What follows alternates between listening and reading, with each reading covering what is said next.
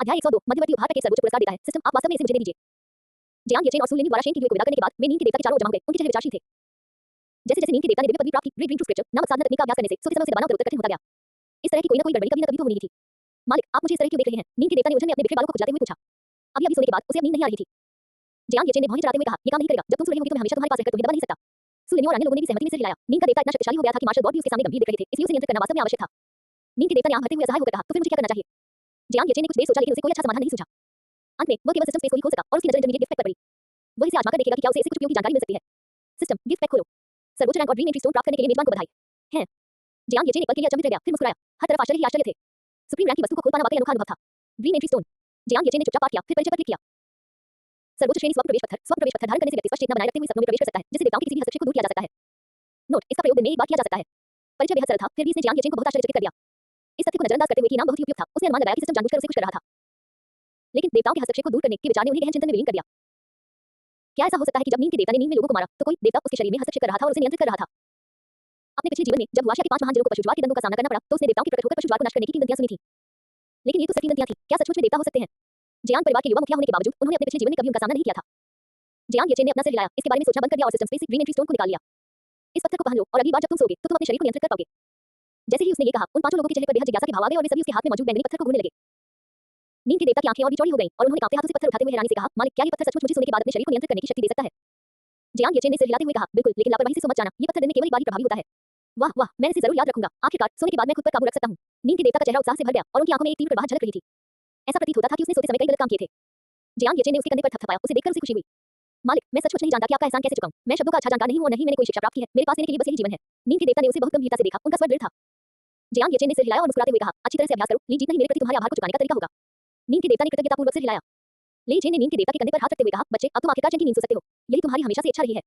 नींद के देवता 4 साल पहले फीनिक्स टीम में शामिल हुए थे और वह अक्सर उसे जगाने में मदद करने के लिए बिजली का झटका देने का अनुरोध करते थे। समय बीतने के साथ-साथ उनका रिश्ता धीरे-धीरे गहराता गया। हुआन लू के अलावा कैप्टन नींद के देवता का उससे केवल एक ही मित्र था। बाकी सभी लोग उससे डरते थे और उसके पास जाने की हिम्मत नहीं करते थे। लेकिन नींद के देवता की इच्छा हमेशा से सरल रही है, एक अच्छी नींद लेना। नींद के देवता ने अपने हाथ में रखे पत्थर को देखा, उनके होंठ धीरे-धीरे ऊपर की ओर मुड़े और उनकी नाक में दर्द महसूस हुआ। उन्होंने कहा, हाँ, मैं आखिरकार चैन की नींद सो सकता हूँ। लेकिन मैं इसे यूं ही बर्बाद नहीं कर सकता, मुझे इसे किसी महत्वपूर्ण क्षण में ही इस्तेमाल करना होगा। लेकिन तांग लॉन ने उत्सुकता से पूछे बिना नहीं रह सका, नींद के देवता, आपकी मार्शल आर्ट प्रतिभा इतनी अनोखी है, क्या आप इसे समझते हैं? सच कहें तो नींद का देवता भी जागते समय उसे हरा नहीं सकता था, लेकिन सोते समय वह ली जेन को काबू में करके उसकी जमकर पिटाई कर सकता था। उन्होंने वास्तव में मार्शल आर्ट की ऐसी विपरीत प्रतिभा पहले कभी नहीं देखी थी। सु लिन्यू और चू शिनचेन ने भी जिज्ञासा भरे भाव दिखाए। नींद के देवता ने काफी देर तक विचार किया, उनकी आंखें बहुत जटिल थी, मानो उनमें कई बातें छिपी हों। मुझे भी नहीं पता, उसके शब्द रुक-रुक कर निकल रहे थे। जियांग येचेन की प्रबल आध्यात्मिक अनुभूति के तहत उन्होंने महसूस किया कि नींद का देवता भयभीत था, लेकिन वह किस बात से भयभीत था? नींद के देवता ने कभी अपनी पृष्ठभूमि के बारे में बात नहीं की थी, इसलिए संभवतः उनकी अपनी कुछ कठिनाइयां रही होंगी। ठीक है। तांग लॉन ने आगे कुछ नहीं पूछा और क्षमा मांगते हुए कहा, नींद के देवता, मुझे माफ करना, पिछली बार जब आपने मुझे हराया था, तब मैं वास्तव में आपसे काफी डर गया था। नींद के देवता ने अपने बिखरे बालों को खुजाते हुए कहा, ये तो सामान्य बात है। सौभाग्य से बॉस यहाँ है। बॉस से मिलना सचमुच मेरे जीवन का सबसे बड़ा सौभाग्य है। मेरी तारीफ करना बंद करो। जियांग येचेन ने 5 सेट की बोतलें निकाली। चलो, आज तुम लोग औषधीय गोलियां खाओगे। जैसे ही उसने ये कहा, उन 5 लोगों के चेहरों से मुस्कान तुरंत गायब हो गई और उनकी जगह कड़वे भाव आ गए। उन 5 लोगों ने हिचकिचाहट भरे चेहरों के साथ सेट की बोतलें ले लीं। अरे, येचेन, ये 700 नहीं है, आपने मुझे 800 क्यों दिए? तांग लॉन ने हैरानी से कहा। जियांग येचेन ने बस इतना कहा, ओह, मैंने देखा कि तुम बहुत खा रहे थे, इसलिए मैंने तुम्हें थोड़ा और दे दिया।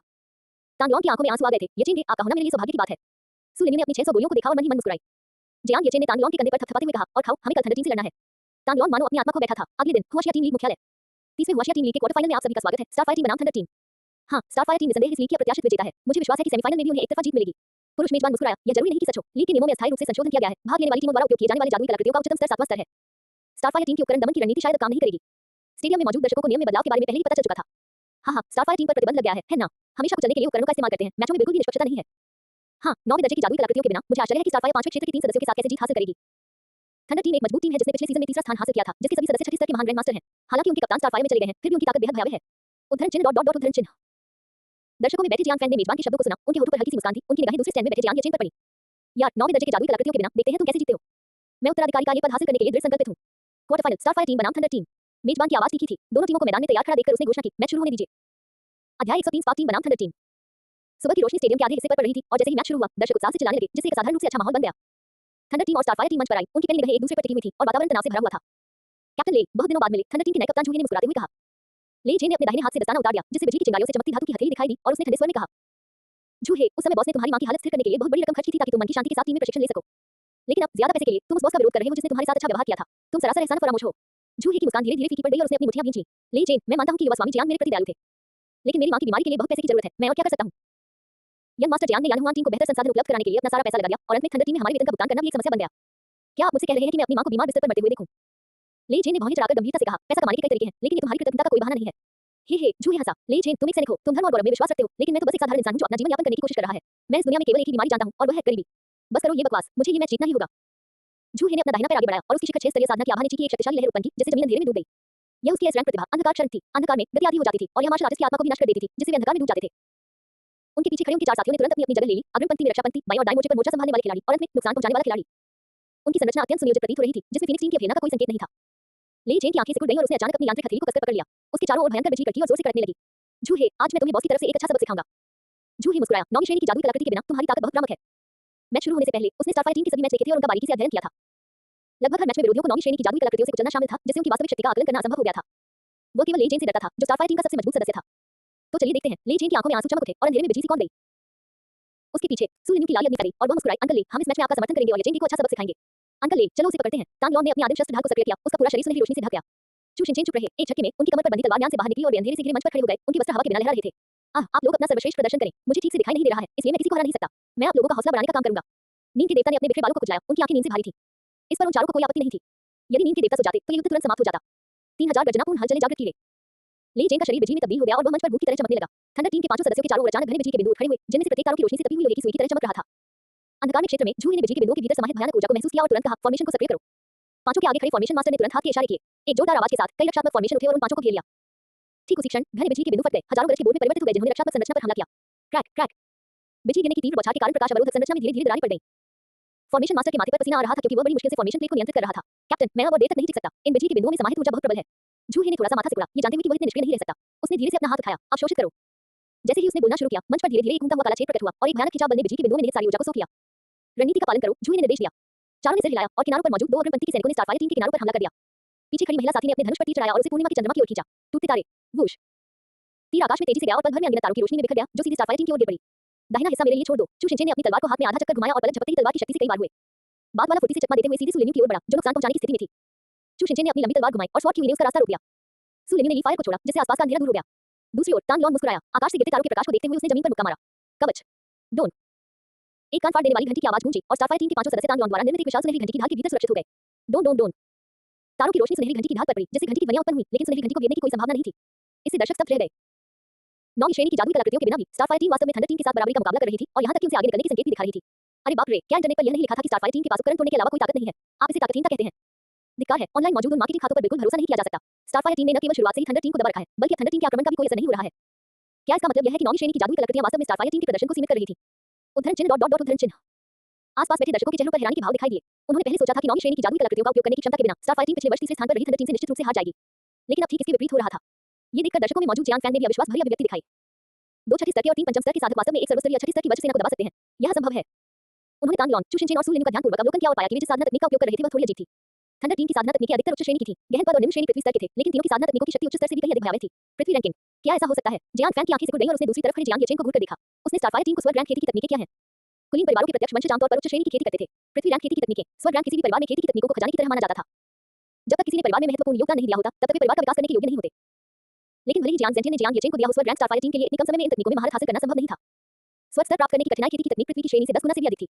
जियांग फैन ने अपनी मुठ्ठियां भींच लीं। मेरे दिखने में एकदम सही योजना, मेरी अनुमति के बिना हमेशा की उलझन हो जाती है। उसकी छाती गुस्से और झुंझलाहट से फूल रही थी। अध्याय 104 अंकल ले, गरज से अंधकार को चीरना। सुबह की रोशनी में जब दर्शक दीर्घाएं जगमगा रही थी, जियांग येचेन ने मुस्कुराते और सिर हिलाते हुए मैदान पर स्टारफायर टीम के प्रदर्शन को देखा। सच कहे तो सिर्फ 1 महीने में इस हद तक विकास करना ही ये दिखाने के लिए काफी था कि उन्होंने कितनी मेहनत की थी। प्रतिभा, संवर्धन तकनीक और औषधीय गोलियां तो बस सोने पर सुहागा थी। क्या अपने पिछले जीवन में उन्होंने यानहुआन टीम को सर्वोत्तम संसाधन उपलब्ध नहीं कराए थे? फिर भी उन्हें चीन की नंबर 1 टीम के रूप में शीर्ष पर पहुंचने में 4 साल लग गए और तब भी यह उनके पर्दे के पीछे की हेरफेर के कारण ही संभव हो पाया। इन दोनों की तुलना में स्टारफायर टीम कहीं अधिक चमकी। इसके बाद जियांग येचेन की नजर थंडर टीम पर पड़ी और उनके चेहरे पर प्रशंसा का भाव भी दिखाई दिया। उनकी आक्रामक और रक्षात्मक दोनों ही रणनीति उत्कृष्ट थी और टीम के सदस्यों ने निर्बाध रूप से सहयोग किया। फीनिक्स टीम के विपरीत, जो अपने विरोधियों को कम आंकने के कारण बिखर गई थी, उसने आंख भरी और उसकी निगाह जूही पर टिक गई। जूही थंडर टीम के पूर्व कप्तान थे और वह भी एक ऐसे व्यक्ति थे जिनके बारे में उन्हें पहले सबसे कम उम्मीद थी कि वह टीम छोड़कर जियांग फैन द्वारा अपने साथ शामिल कर लिए जाएंगे।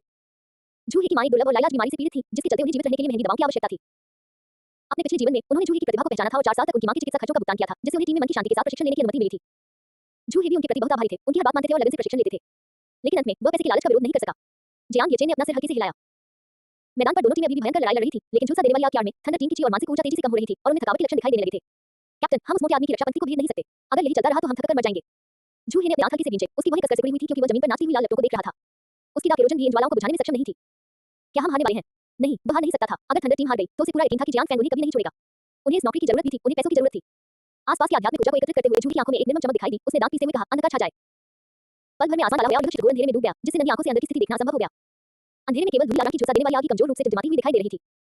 घोर अंधकार में डूबी स्टारफायर टीम ने तुरंत महसूस किया कि उनके शरीर की ऊर्जा ठीक समाप्त हो रही है। ऐसा लग रहा था मानो यह अंधकार उनकी शक्ति को सोख रहा हो। यह अच्छा नहीं है, हमारा राज्य उसके राज्य से हीन है। अगर यही सिलसिला जारी रहा तो हम तीनों की युद्ध शक्ति जल्दी खत्म हो जाएगी। चू शिनचेन ने अपनी भौहें सिकुड़ी, तलवार जैसी उनकी भौहें तन गईं और उन्होंने शांतिपूर्वक विश्लेषण किया।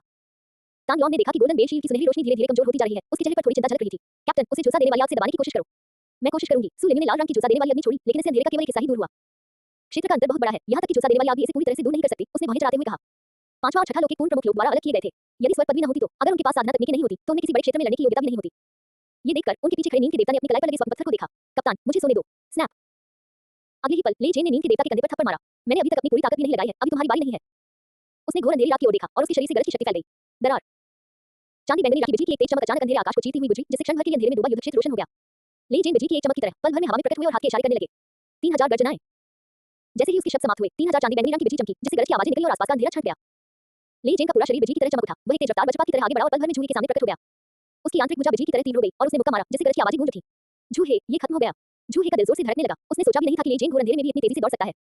ले जेन द्वारा फेंके गए मुक्के का सामना करते हुए उसके पास बचने का कोई मौका नहीं था। दरार। वह मुक्का उसके पेट पर लगा और बिजली की तरह उसके पूरे शरीर में सनसनी फैल गई, जिससे वह युद्ध के मैदान से दूर जा गिरा। गरज उठी और अंधेरा छट गया। पल भर में पूरा परिसर सन्नाटे में डूब गया और सभी दर्शक अपनी आंखें चौड़ी करके देखने लगे। क्या इसका मतलब है बिजली से अंधेरे को चीर देना? कितना शक्तिशाली! अगर कोई फिर से कहता है कि स्टारफायर टीम सिर्फ उपकरणों पर निर्भर रहकर ही जीतती है, तो मैं उनसे बहस करने वाला पहला व्यक्ति होऊंगा। हे भगवान, आपसे मैं स्टारफायर टीम का वफादार प्रशंसक हूं। तुमने थंडर टीम की यूनिफॉर्म पहनी है, फिर भी तुम कहते हो कि तुम स्टारफायर टीम के फैन हो। उस प्रशंसक ने थोड़ा मुंह बनाया और थंडर टीम की वर्दी उतारकर उसके नीचे स्टारफायर टीम की वर्दी दिखाई। सभी लोग पीछे झुककर अंगूठा ऊपर करके बोले, शानदार। खांसी खांसी। मैदान पर जूही ने मुंह भरकर खून खांसा। खड़े होते हुए उसने अपने पेट को ढांक लिया और युद्ध के मैदान में ले जेन को एक अतुलनीय रूप से निराशाजनक भाव से देखने लगा। कैप्टन ले, मैं हार गया। रुककर लड़ने के लिए धन्यवाद। अभी जो मुक्का लगा, अगर ले जेन ने अपनी पूरी ताकत का इस्तेमाल किया होता तो वह उसे 6 महीने के लिए अस्पताल में भर्ती कराने के लिए काफी होता। तो चलिए स्टारफायर टीम को उनकी जीत पर बधाई देते हैं। मेजबान ने इसी क्षण मैच के परिणाम की घोषणा भी की। पूरे दर्शकों ने स्टारफायर टीम के लिए जयकारे लगाए। हालांकि ले जेन ने अपने साथियों के सहारे जूही को धीरे-धीरे मैदान से बाहर जाते हुए देखा। उनकी आंखों में कुछ जटिलता थी। इस समय विजेता और पराजित का अंतर स्पष्ट रूप से दिखाई दे रहा था। लेकिन वह खुश नहीं हो सकता था। जब गॉड ऑफ स्लीप ने बताया कि जियान फैंग ने फीनिक्स टीम को भंग कर दिया है, तो वह स्वाभाविक रूप से समझ गया कि मैच हारने के बाद थंडर टीम को किन चुनौतियों का सामना करना पड़ेगा। उनकी टीम, जिसका उन्होंने 4 साल तक नेतृत्व किया, ले जेन, सु लिन्यू और अन्य खिलाड़ियों के पीछे-पीछे मैदान से बाहर चली गई। स्टैंड में बैठे जियान फैंग उदास चेहरे के साथ खड़े हो गए। उनकी ठंडी निगाहें अपने अंगरक्षक पर पड़ी। अंगरक्षक का शरीर पल भर में कांप उठा। मैं तुम्हें थंडर टीम को टीम लीग से पूरी तरह गायब करने के लिए 3 मिनट का समय देता हूं। अंगरक्षक ने बेबसी से सिर हिलाया। जी हां, स्वामी जी। जियान फैंग ने ठंडेपन से मैदान पर अपनी नजर घुमाई और जब उसने स्टारफायर टीम को जियान येचेन के चारों ओर खुशी से इकट्ठा देखा तो उसे बेचैनी का अनुभव हुआ। स्टारफायर टीम ने केवल 4 लोगों का इस्तेमाल करके पूरी थंडर टीम को हरा दिया था, जिनमें से सभी छठे क्षेत्र में थे। यह उपकरणों और ताकत के बारे में नहीं था, यह एक बार फिर शीर्ष स्तर की प्रतिभा और शीर्ष स्तर की साधना तकनीकों की सर्वोपरि श्रेष्ठता के बारे में था। नियमों में बदलाव करके इन जीतों को सीमित करने का प्रयास पहले से ही संभव था।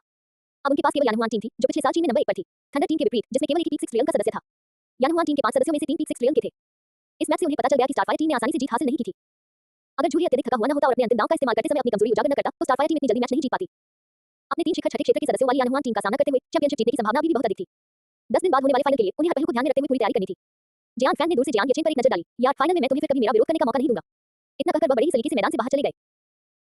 अध्याय 105। थंडर टीम ने अपना मिशन पूरा किया और शानदार ढंग से भंग हो गई। येचेन, हम जीत गए। हमने सभी शंकाओं को कुचल दिया।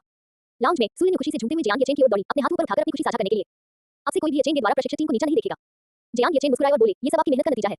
ये कैसे संभव हो सकता है? येचेन की औषधीय गोलियों, साधना तकनीकों और हथियारों के बिना हम इतनी दूर तक नहीं पहुंच पाते। सु लिन्यू ने इसका श्रेय से इनकार करते हुए कहा, मैंने चू शिनचेन को ये कहते सुना है कि आप तीनों ने हाई स्कूल से स्नातक होने के बाद एक टीम बनाने और लीग में प्रतिस्पर्धा करने पर सहमति जताई है। जी हां, सही है। जियान येचेन ने सिर हिलाया। तांगलोंग और चू शिनचेन ने भी एक दूसरे को देखकर मुस्कुराया।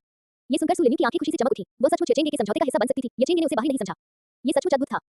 फिर 10 दिन बाद होने वाले फाइनल के लिए हम येचेंग को लीग चैंपियनशिप जीतने में मदद करने के लिए निश्चित रूप से कड़ी मेहनत करेंगे। उसने पूरे आत्मविश्वास के साथ कहा। लेकिन चू शिनचेन सु लिन्यू की तरह भावुक नहीं थे। उन्होंने शांत भाव से कहा, वापस जाकर हमें खूब मन लगाकर पढ़ाई करनी होगी। आज मैंने स्तर के अंतर का दबाव पूरी तरह महसूस किया। ओह, हीरो चू, शांत हो जाओ। तांगलोंग ने जम्हाई ले रहे नीम के देवता के कंधे पर हाथ रखते हुए कहा, हमारे पास अभी भी नीम का देवता ही हमारा तुरुप का पत्ता है। चू शिनचेन ने भौहें चढ़ाते हुए कहा, जिस प्रकार आकाश गति के माध्यम से अपनी शक्ति बनाए रखता है, उसी प्रकार एक सज्जन व्यक्ति को निरंतर आत्म परिपूर्णता के लिए प्रयास करना चाहिए। यद्यपि नीम का देवता शक्तिशाली है, हम निष्क्रिय रूप से प्रतीक्षा नहीं कर सकते।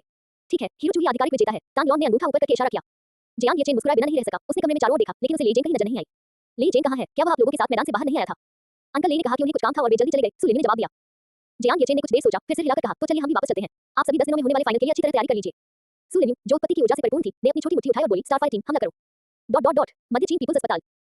कीटाणुनाशक की गंध से भरे एक अस्पताल के कमरे के सामने बिजली की पैटर्न वाली टीम की वर्दी पहने जूही दरवाजे पर खड़ा था और अस्पताल के बिस्तर पर लेटी अपनी बेहद कमजोर मां को देख रहा था। उसकी नाक में जलन हो रही थी। उसने धीरे से अपना हाथ दरवाजे की मुंह पकड़ने के लिए उठाया, लेकिन उसे नीचे दबाने का साहस नहीं कर पाया। Beep beep. तभी उनके फोन की घंटी बजी और कई संदेश दिखाई दिए। श्री जू, आपका ऋण बकाया है, कृपया।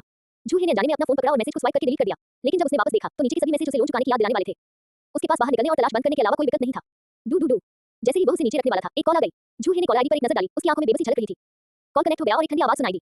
जूही, युवा स्वामी का आदेश है, थंडर टीम भंग कर दी गई है, आपका अनुबंध समाप्त कर दिया गया है और थंडर टीम का नाम वाशिया टीम लीग में फिर कभी नहीं आएगा। जूही का हाथ थोड़ा कांप गया, लेकिन उसने इस परिणाम का अनुमान लगा लिया था। फिर बर्खास्त की शुल्क, बॉस, आप खेल हार गए और फिर भी पैसा चाहते हैं, सपने देखते रहिए। Do do do. कॉल खत्म हो गई। जूही की आंखें कांप उठी और उसने धीरे-धीरे अपना सिर नीचे कर लिया। अस्पताल के कमरे के दरवाजे से टिक लगाकर एक बच्चे की तरह रोने लगी। अगर वह अनुबंध स्वीकार कर लेता और इसकी सूचना कानून प्रवर्तन ब्यूरो को दे देता, तभी वो कुलीन परिवारों के खिलाफ जीत नहीं पाता और उसे पैसा नहीं मिलता। लेकिन उनकी मां की बीमारी के कारण अगली किस्त का भुगतान केवल 2 दिनों में ही करना था। उसके पास वास्तव में देने के लिए और पैसे नहीं थे। टैप टैप टैप कदमों की आहट सुनाई दी। जूही ने जल्दी से अपने चेहरे से आंसू पोंछ लिए और अपनी कमजोरी को छुपा लिया। जूही, मैं हूं। परिचित आवाज सुनकर जूही जम गया। फिर धीरे-धीरे उसने अपना सिर उठाया। उसके सामने ले जेन खड़ा था, जिसके चेहरे पर हल्की सी मुस्कान थी। कैप्टन, अगर आप मुझे अपमानित करना चाहते हैं तो कर लीजिए। यह मेरा अपना फैसला था। ये लो, ये तुम्हारी चाची के इलाज के लिए है। जूही के बोलने से पहले ही ले जेन ने अपनी संचित बचत उसके हाथ में रख दी। जूही अपने हाथ में मौजूद कार्ड को घूरता रहा, मानो अपनी जगह पर जम गया हो। अपनी बातें मन में दबाकर मत रखो। हम थंडर में 4 साल से साथ हैं। हम ऐसे साथी हैं जो एक दूसरे पर पूरा भरोसा कर सकते हैं। अगर आपको कोई परेशानी हो तो बेझिझक बता दो। दरअसल मैंने उस समय बॉस को छोड़ने के बारे में भी सोचा था। मुझे जानबूझकर मैच हारने के लिए मजबूर किया जाना भी पसंद नहीं था, लेकिन बॉस ने मेरे टूटे हुए दाहिने हाथ के इलाज पर न जाने कितना पैसा खर्च किया। ले जेन ने अपना काला दस्ताना उतारा, जिससे उसका धातु का हाथ दिखाई दिया और मुस्कुराते हुए कहा, ये वो पैसा है जो मैंने पहले मालिक को चुकाने के लिए बचाया था, लेकिन अब मुझे इसकी जरूरत नहीं है। आप इसे आपात स्थिति के लिए रख लीजिए। ये सुनकर जूही की आंखों से आंसू बाढ़ की तरह बहने लगे। कैप्टन, मैं एक कृतघ्न बदमाश हूं। आपको मेरी मदद करने की कोई जरूरत नहीं है। तुम सच्चे मर्द हो। अपनी मां को बचाने में कोई सही या गलत नहीं होता। ले जेन ने उसके कंधे पर थपथपाते हुए कहा, इतना रोना धोना क्यों कर रहे हो बड़े साहब? अगर आपको अपराध बोध हो रहा है तो जाकर बॉस से माफी मांग लीजिए। बॉस, जूही ने अपने होंठ काटे, हाथ उठाया और अपने चेहरे पर एक थप्पड़ मारा। कैप्टन, मैं जा रहा हूं। ले जेन ने संतुष्टि से सिर हिलाया, फिर अचानक गंभीरता से कहा, जूही। जूही ने खुद को संभाला, अपनी उंगलियों को आपस में टकराया और बोला, हाजिर। मैं अब घोषणा करता हूं कि थंडर टीम मिशन सफलतापूर्वक पूरा हुआ। भंग। ले जेन ने आंसू भरी आंखों और रुंधी हुई आवाज में कहा, पूंजीपतियों के लिए थंडर टीम शायद सिर्फ मुनाफा कमाने का एक जरिया हो सकती है, लेकिन टीम के सदस्यों के लिए यह एक विश्वास था। जूही के हाथ कांप रहे थे। उसने धीरे-धीरे प्रणाम किया, रोते और चिल्लाते हुए, समझा। अध्याय 106 मैं संत नहीं हूं। मैं तुम्हारी कठिनाई के कारण तुम्हें क्षमा नहीं करूंगा। 2 दिन बाद प्रशिक्षण केंद्र पर। यचेंगे, जल्दी आओ और बंस खाओ, सब मर चुके हैं। ऑफिस में प्यारी गुलाबी पोशाक पहने सुलिनी अपने फोन के साथ जियांग येचेन के बगल में बैठी थी। आ रहे हैं, आ रहे हैं। जियांग येचेन ने फोन पर अपने व्यवहार को नियंत्रित करते हुए सिर हिलाया। सुलिनी का पीछा करते हुए वह पागलों की तरह खाना खा रहा था। अपने पिछले जीवन में जब उन्होंने हाई स्कूल में गेमिंग में रुचि ली, तो वे हमेशा अपने कौशल को पूर्णता तक निखारना चाहते थे। लेकिन अब एक ऐसी मंगेतर के साथ जो खेल में माहिर थी और हर तरह के नियमों को चुनौती देती थी, वह आराम से बैठकर दुश्मनों को मार सकता था और उसके पीछे-पीछे मजे कर सकता था। ये वाकई शानदार था। एक राउंड समाप्त हुआ और जियांग येचेन को थोड़ी असंतुष्टि महसूस हुई। एक और दौर। यचेंगे, क्या आपने नहीं कहा था कि यह आखिरी दौर है? सुलिनी परेशान दिख रही थी। फाइनल में 8 दिन बचे हैं। मुझे यचेंगे के लिए लीग चैंपियनशिप जीतने के लिए कड़ी मेहनत करनी होगी। फाइनल के बाद मैं यचेंगे के साथ हर दिन खेलूंगा, ठीक है? जियांग येचेन उसकी विनती भरी आवाज से थोड़ा चौंक गया और तुरंत ही थोड़ा शर्मिंदा महसूस करते हुए उसने अपना फोन नीचे रख दिया। वो सचमुच घृणित व्यक्ति था, हमेशा अपने ही नजरिए से सोचता था। एक बड़े युद्ध की आशंका को देखते हुए सुलिनी का कुछ देर उसके साथ खेलने के लिए तैयार होना वाकई बहुत ही दयालुतापूर्ण था। इसके अलावा वो उसके लिए प्रशिक्षण ले रही थी ताकि वह लीग चैंपियनशिप जीत सके। मुझे खुद को लगातार याद दिलाना होगा कि मुझे चीजों को हल्के में नहीं लेना चाहिए। जियांग येचेन ने मन ही मन सोचा। ठीक है, तो प्रशिक्षण के बाद मैं तुम्हें इनाम के तौर पर रात के खाने पर ले जाऊंगा, उसने मुस्कुराते हुए कहा। लेकिन सुलिनी ने बेहद हैरानी भरी मुस्कान दिखाई। क्या ये कैंडल लाइट डिनर था? वाह, यचेंगे कितना रोमांटिक है। मैं और भी कड़ी मेहनत करूंगी। सुलिनी तुरंत जोश से भर उठी। ओह, जियांग येचेन के होंठ फड़फड़ाए। मैंने तो बस इतना कहा था कि हम रात का खाना खाएंगे, बिल्कुल सामान्य बात है। तुम ऐसे क्यों प्रतिक्रिया दे रहे हो जैसे तुमने लॉटरी जीत ली हो? सुलिनी दफ्तर से बाहर निकलने ही वाली थी कि तभी दरवाजे पर दस्तक सुनाई दी। ले जेन और नींद के देवता दरवाजे के बाहर खड़े थे। बॉस, ले जेन ने पीछे मुड़कर देखा, कोई आपसे मिलने आया है। जियांग येचेन ने भौहें चढ़ाई, फिर आराम महसूस किया क्योंकि गलियारे में जूही, हुआंग यू और अन्य लोगों का एक-एक करके पता चल गया था। अंदर आएं। ले जेन और नींद के देवता ने तुरंत राहत की सांस ली और फीनिक्स टीम और थंडर टीम को कार्यालय में बुलाया। सुलिनी ने उत्सुकता से उन पर नजर डाली और तुरंत वहां से नहीं गई। जियांग येचेन अपने ऑफिस की कुर्सी पर बैठे हुए भावहीन ढंग से फीनिक्स टीम और थंडर टीम को घूर रहे थे और ठंडे स्वर में बोले, क्या बात है? जूही, जो थोड़ा थका हुआ लग रहा था, उसकी आंखों में अपराध बोध भरा हुआ था, वह हिचकिचाया, लेकिन अंततः बोला, बॉस, मुझे माफ कर दीजिए, मुझे थंडर टीम को आपके विरोध में जाने के लिए उकसाना नहीं चाहिए था। हुआंग यू ने आधी बंद पलकों के साथ शर्म से सिर झुकाते हुए कहा, बॉस, मैं उस समय चैंपियनशिप जीतने की मेरी चाहत कुछ ज्यादा ही थी और मैं आपके 4 साल के मार्गदर्शन को भूल गई। मुझे माफ कर दीजिए। उनके पीछे मौजूद टीम के सदस्यों ने भी एक साथ उनसे माफी मांगी। ले जेन और नींद के देवता ने एक दूसरे को देखकर मुस्कुराया। बॉस का व्यक्तित्व वास्तव में बहुत अच्छा था। फीनिक्स और थंडर टीम बनाते समय वो प्रत्येक सदस्य के प्रति बहुत समर्पित थे, उनके अतीत को समझते थे और उनसे बात करते थे। बॉस को पता था कि हुआंग यू को प्रतिस्पर्धा करना पसंद है, इसलिए उन्होंने उसे फीनिक्स टीम का कप्तान बना दिया। बॉस को जूही की कठिनाइयों का पता था और उन्होंने उसकी मां की आयु बढ़ाने का खर्च वहन किया ताकि वह मन की शांति के साथ प्रशिक्षण ले सके। अब जबकि फीनिक्स और थंडर टीम ने कुछ गलतियां कर दी थी, अगर वे बॉस से ईमानदारी से माफी मांग ले तो टीम में दोबारा शामिल होना कोई बड़ी समस्या नहीं होनी चाहिए। माफी मांगना, जियांग येचेन ने ताना मारा, क्या तुम्हें लगता है कि मैं कोई संत हूं? सभी लोग स्तब्ध रह गए और कार्यालय में सन्नाटा छा गया, एक दमनकारी वातावरण फैल गया। जियांग येचेन ने उनकी ओर देखा और धीरे से कहा, जूही, मैंने तुम्हारी मां को जीवन की आशा दी, लेकिन तुम्हारा क्या? तुमने न सिर्फ छोड़कर जाने का फैसला किया, बल्कि मेरे चचेरे भाई के खेमे में भी शामिल हो गए, जो उत्तराधिकार के लिए मुझसे प्रतिस्पर्धा कर रहा है। क्या तुम्हें मुझे देखने की हिम्मत है? और तुम, हुआंग यू, तुम्हारा पारिवारिक पृष्ठभूमि बुरा नहीं है और तुम हमेशा हर चीज में पहले स्थान पर रहना चाहते हो। बहुत बढ़िया, 4 साल तक मैंने तुम्हें बेहतरीन संसाधन दिए, कप्तान बनाया और तुम्हारा सावधानीपूर्वक पालन पोषण किया। लेकिन अंत में क्योंकि मैंने यानहुआ टीम को जीतने दिया, इसलिए तुम मुझसे नफरत करने लगे और मेरा विरोध करने लगे। जियांग येचेन ने सिर हिलाया और हंसते हुए कहा, वापस जाओ। मैं गद्दारों से माफी नहीं लेता। मैं कोई संत नहीं हूं जो तुम्हारी मुश्किलों के कारण तुम्हें माफ कर दूं। उनके हर शब्द एक तेज धार वाले ब्लेड की तरह फीनिक्स और थंडर टीम के दिलों को भेदते थे। जियांग येचेन धीरे से उठे और दोनों टीमों के पास से गुजर गए। अपने पिछले जीवन में उन्होंने कई लोगों को माफ किया, लेकिन अंत में ये सब पीछे छुड़ा घूमने जैसा ही था। वह इन कृतज्ञों को और कोई मौका नहीं देगा। सुलिनी ने सभी के अकड़े हुए चेहरों पर एक नजर डाली, उसकी आंखों में सहानुभूति का कोई भाव नहीं था और वह येचेन के पीछे-पीछे कार्यालय से बाहर निकल गई। जूही और हुआंग यू की आंखों में आंसू थे और उन्होंने आत्मनिंदा भरी मुस्कान दी। क्या उन्होंने खुद ही यह मुसीबत मोल नहीं ली थी? वे बॉस से माफी मांगने की हिम्मत कैसे कर सकते थे? फीनिक्स और थंडर की टीमें काफी देर तक ऑफिस में खड़ी रही, हिलने डुलने में असमर्थ थी। जब वे रवाना हुए थे तब वे जितने दृढ़ थे, अब उनके दिलों में उतना ही पछतावा और अपराध बोध है। ले जेन और नींद के देवता ने आंख भरी। कैप्टन, चलिए वापस चलते हैं। नींद के देवता ने असहाय मुस्कान के साथ हुआंग यू की ओर देखा। वह उसकी मदद केवल इतनी ही कर सकता था। हुआंग यू की आंखों में जटिलता थी, उसने हल्के से सिर हिलाया और अपने साथियों के साथ जाने के लिए मुड़ गई। इसके बाद ले जेन ने अपने पूर्व साथियों की ओर देखा और सोच विचार करते हुए पूछा, थंडर टीम भंग हो गई है, भविष्य के लिए आपकी क्या योजनाएं हैं?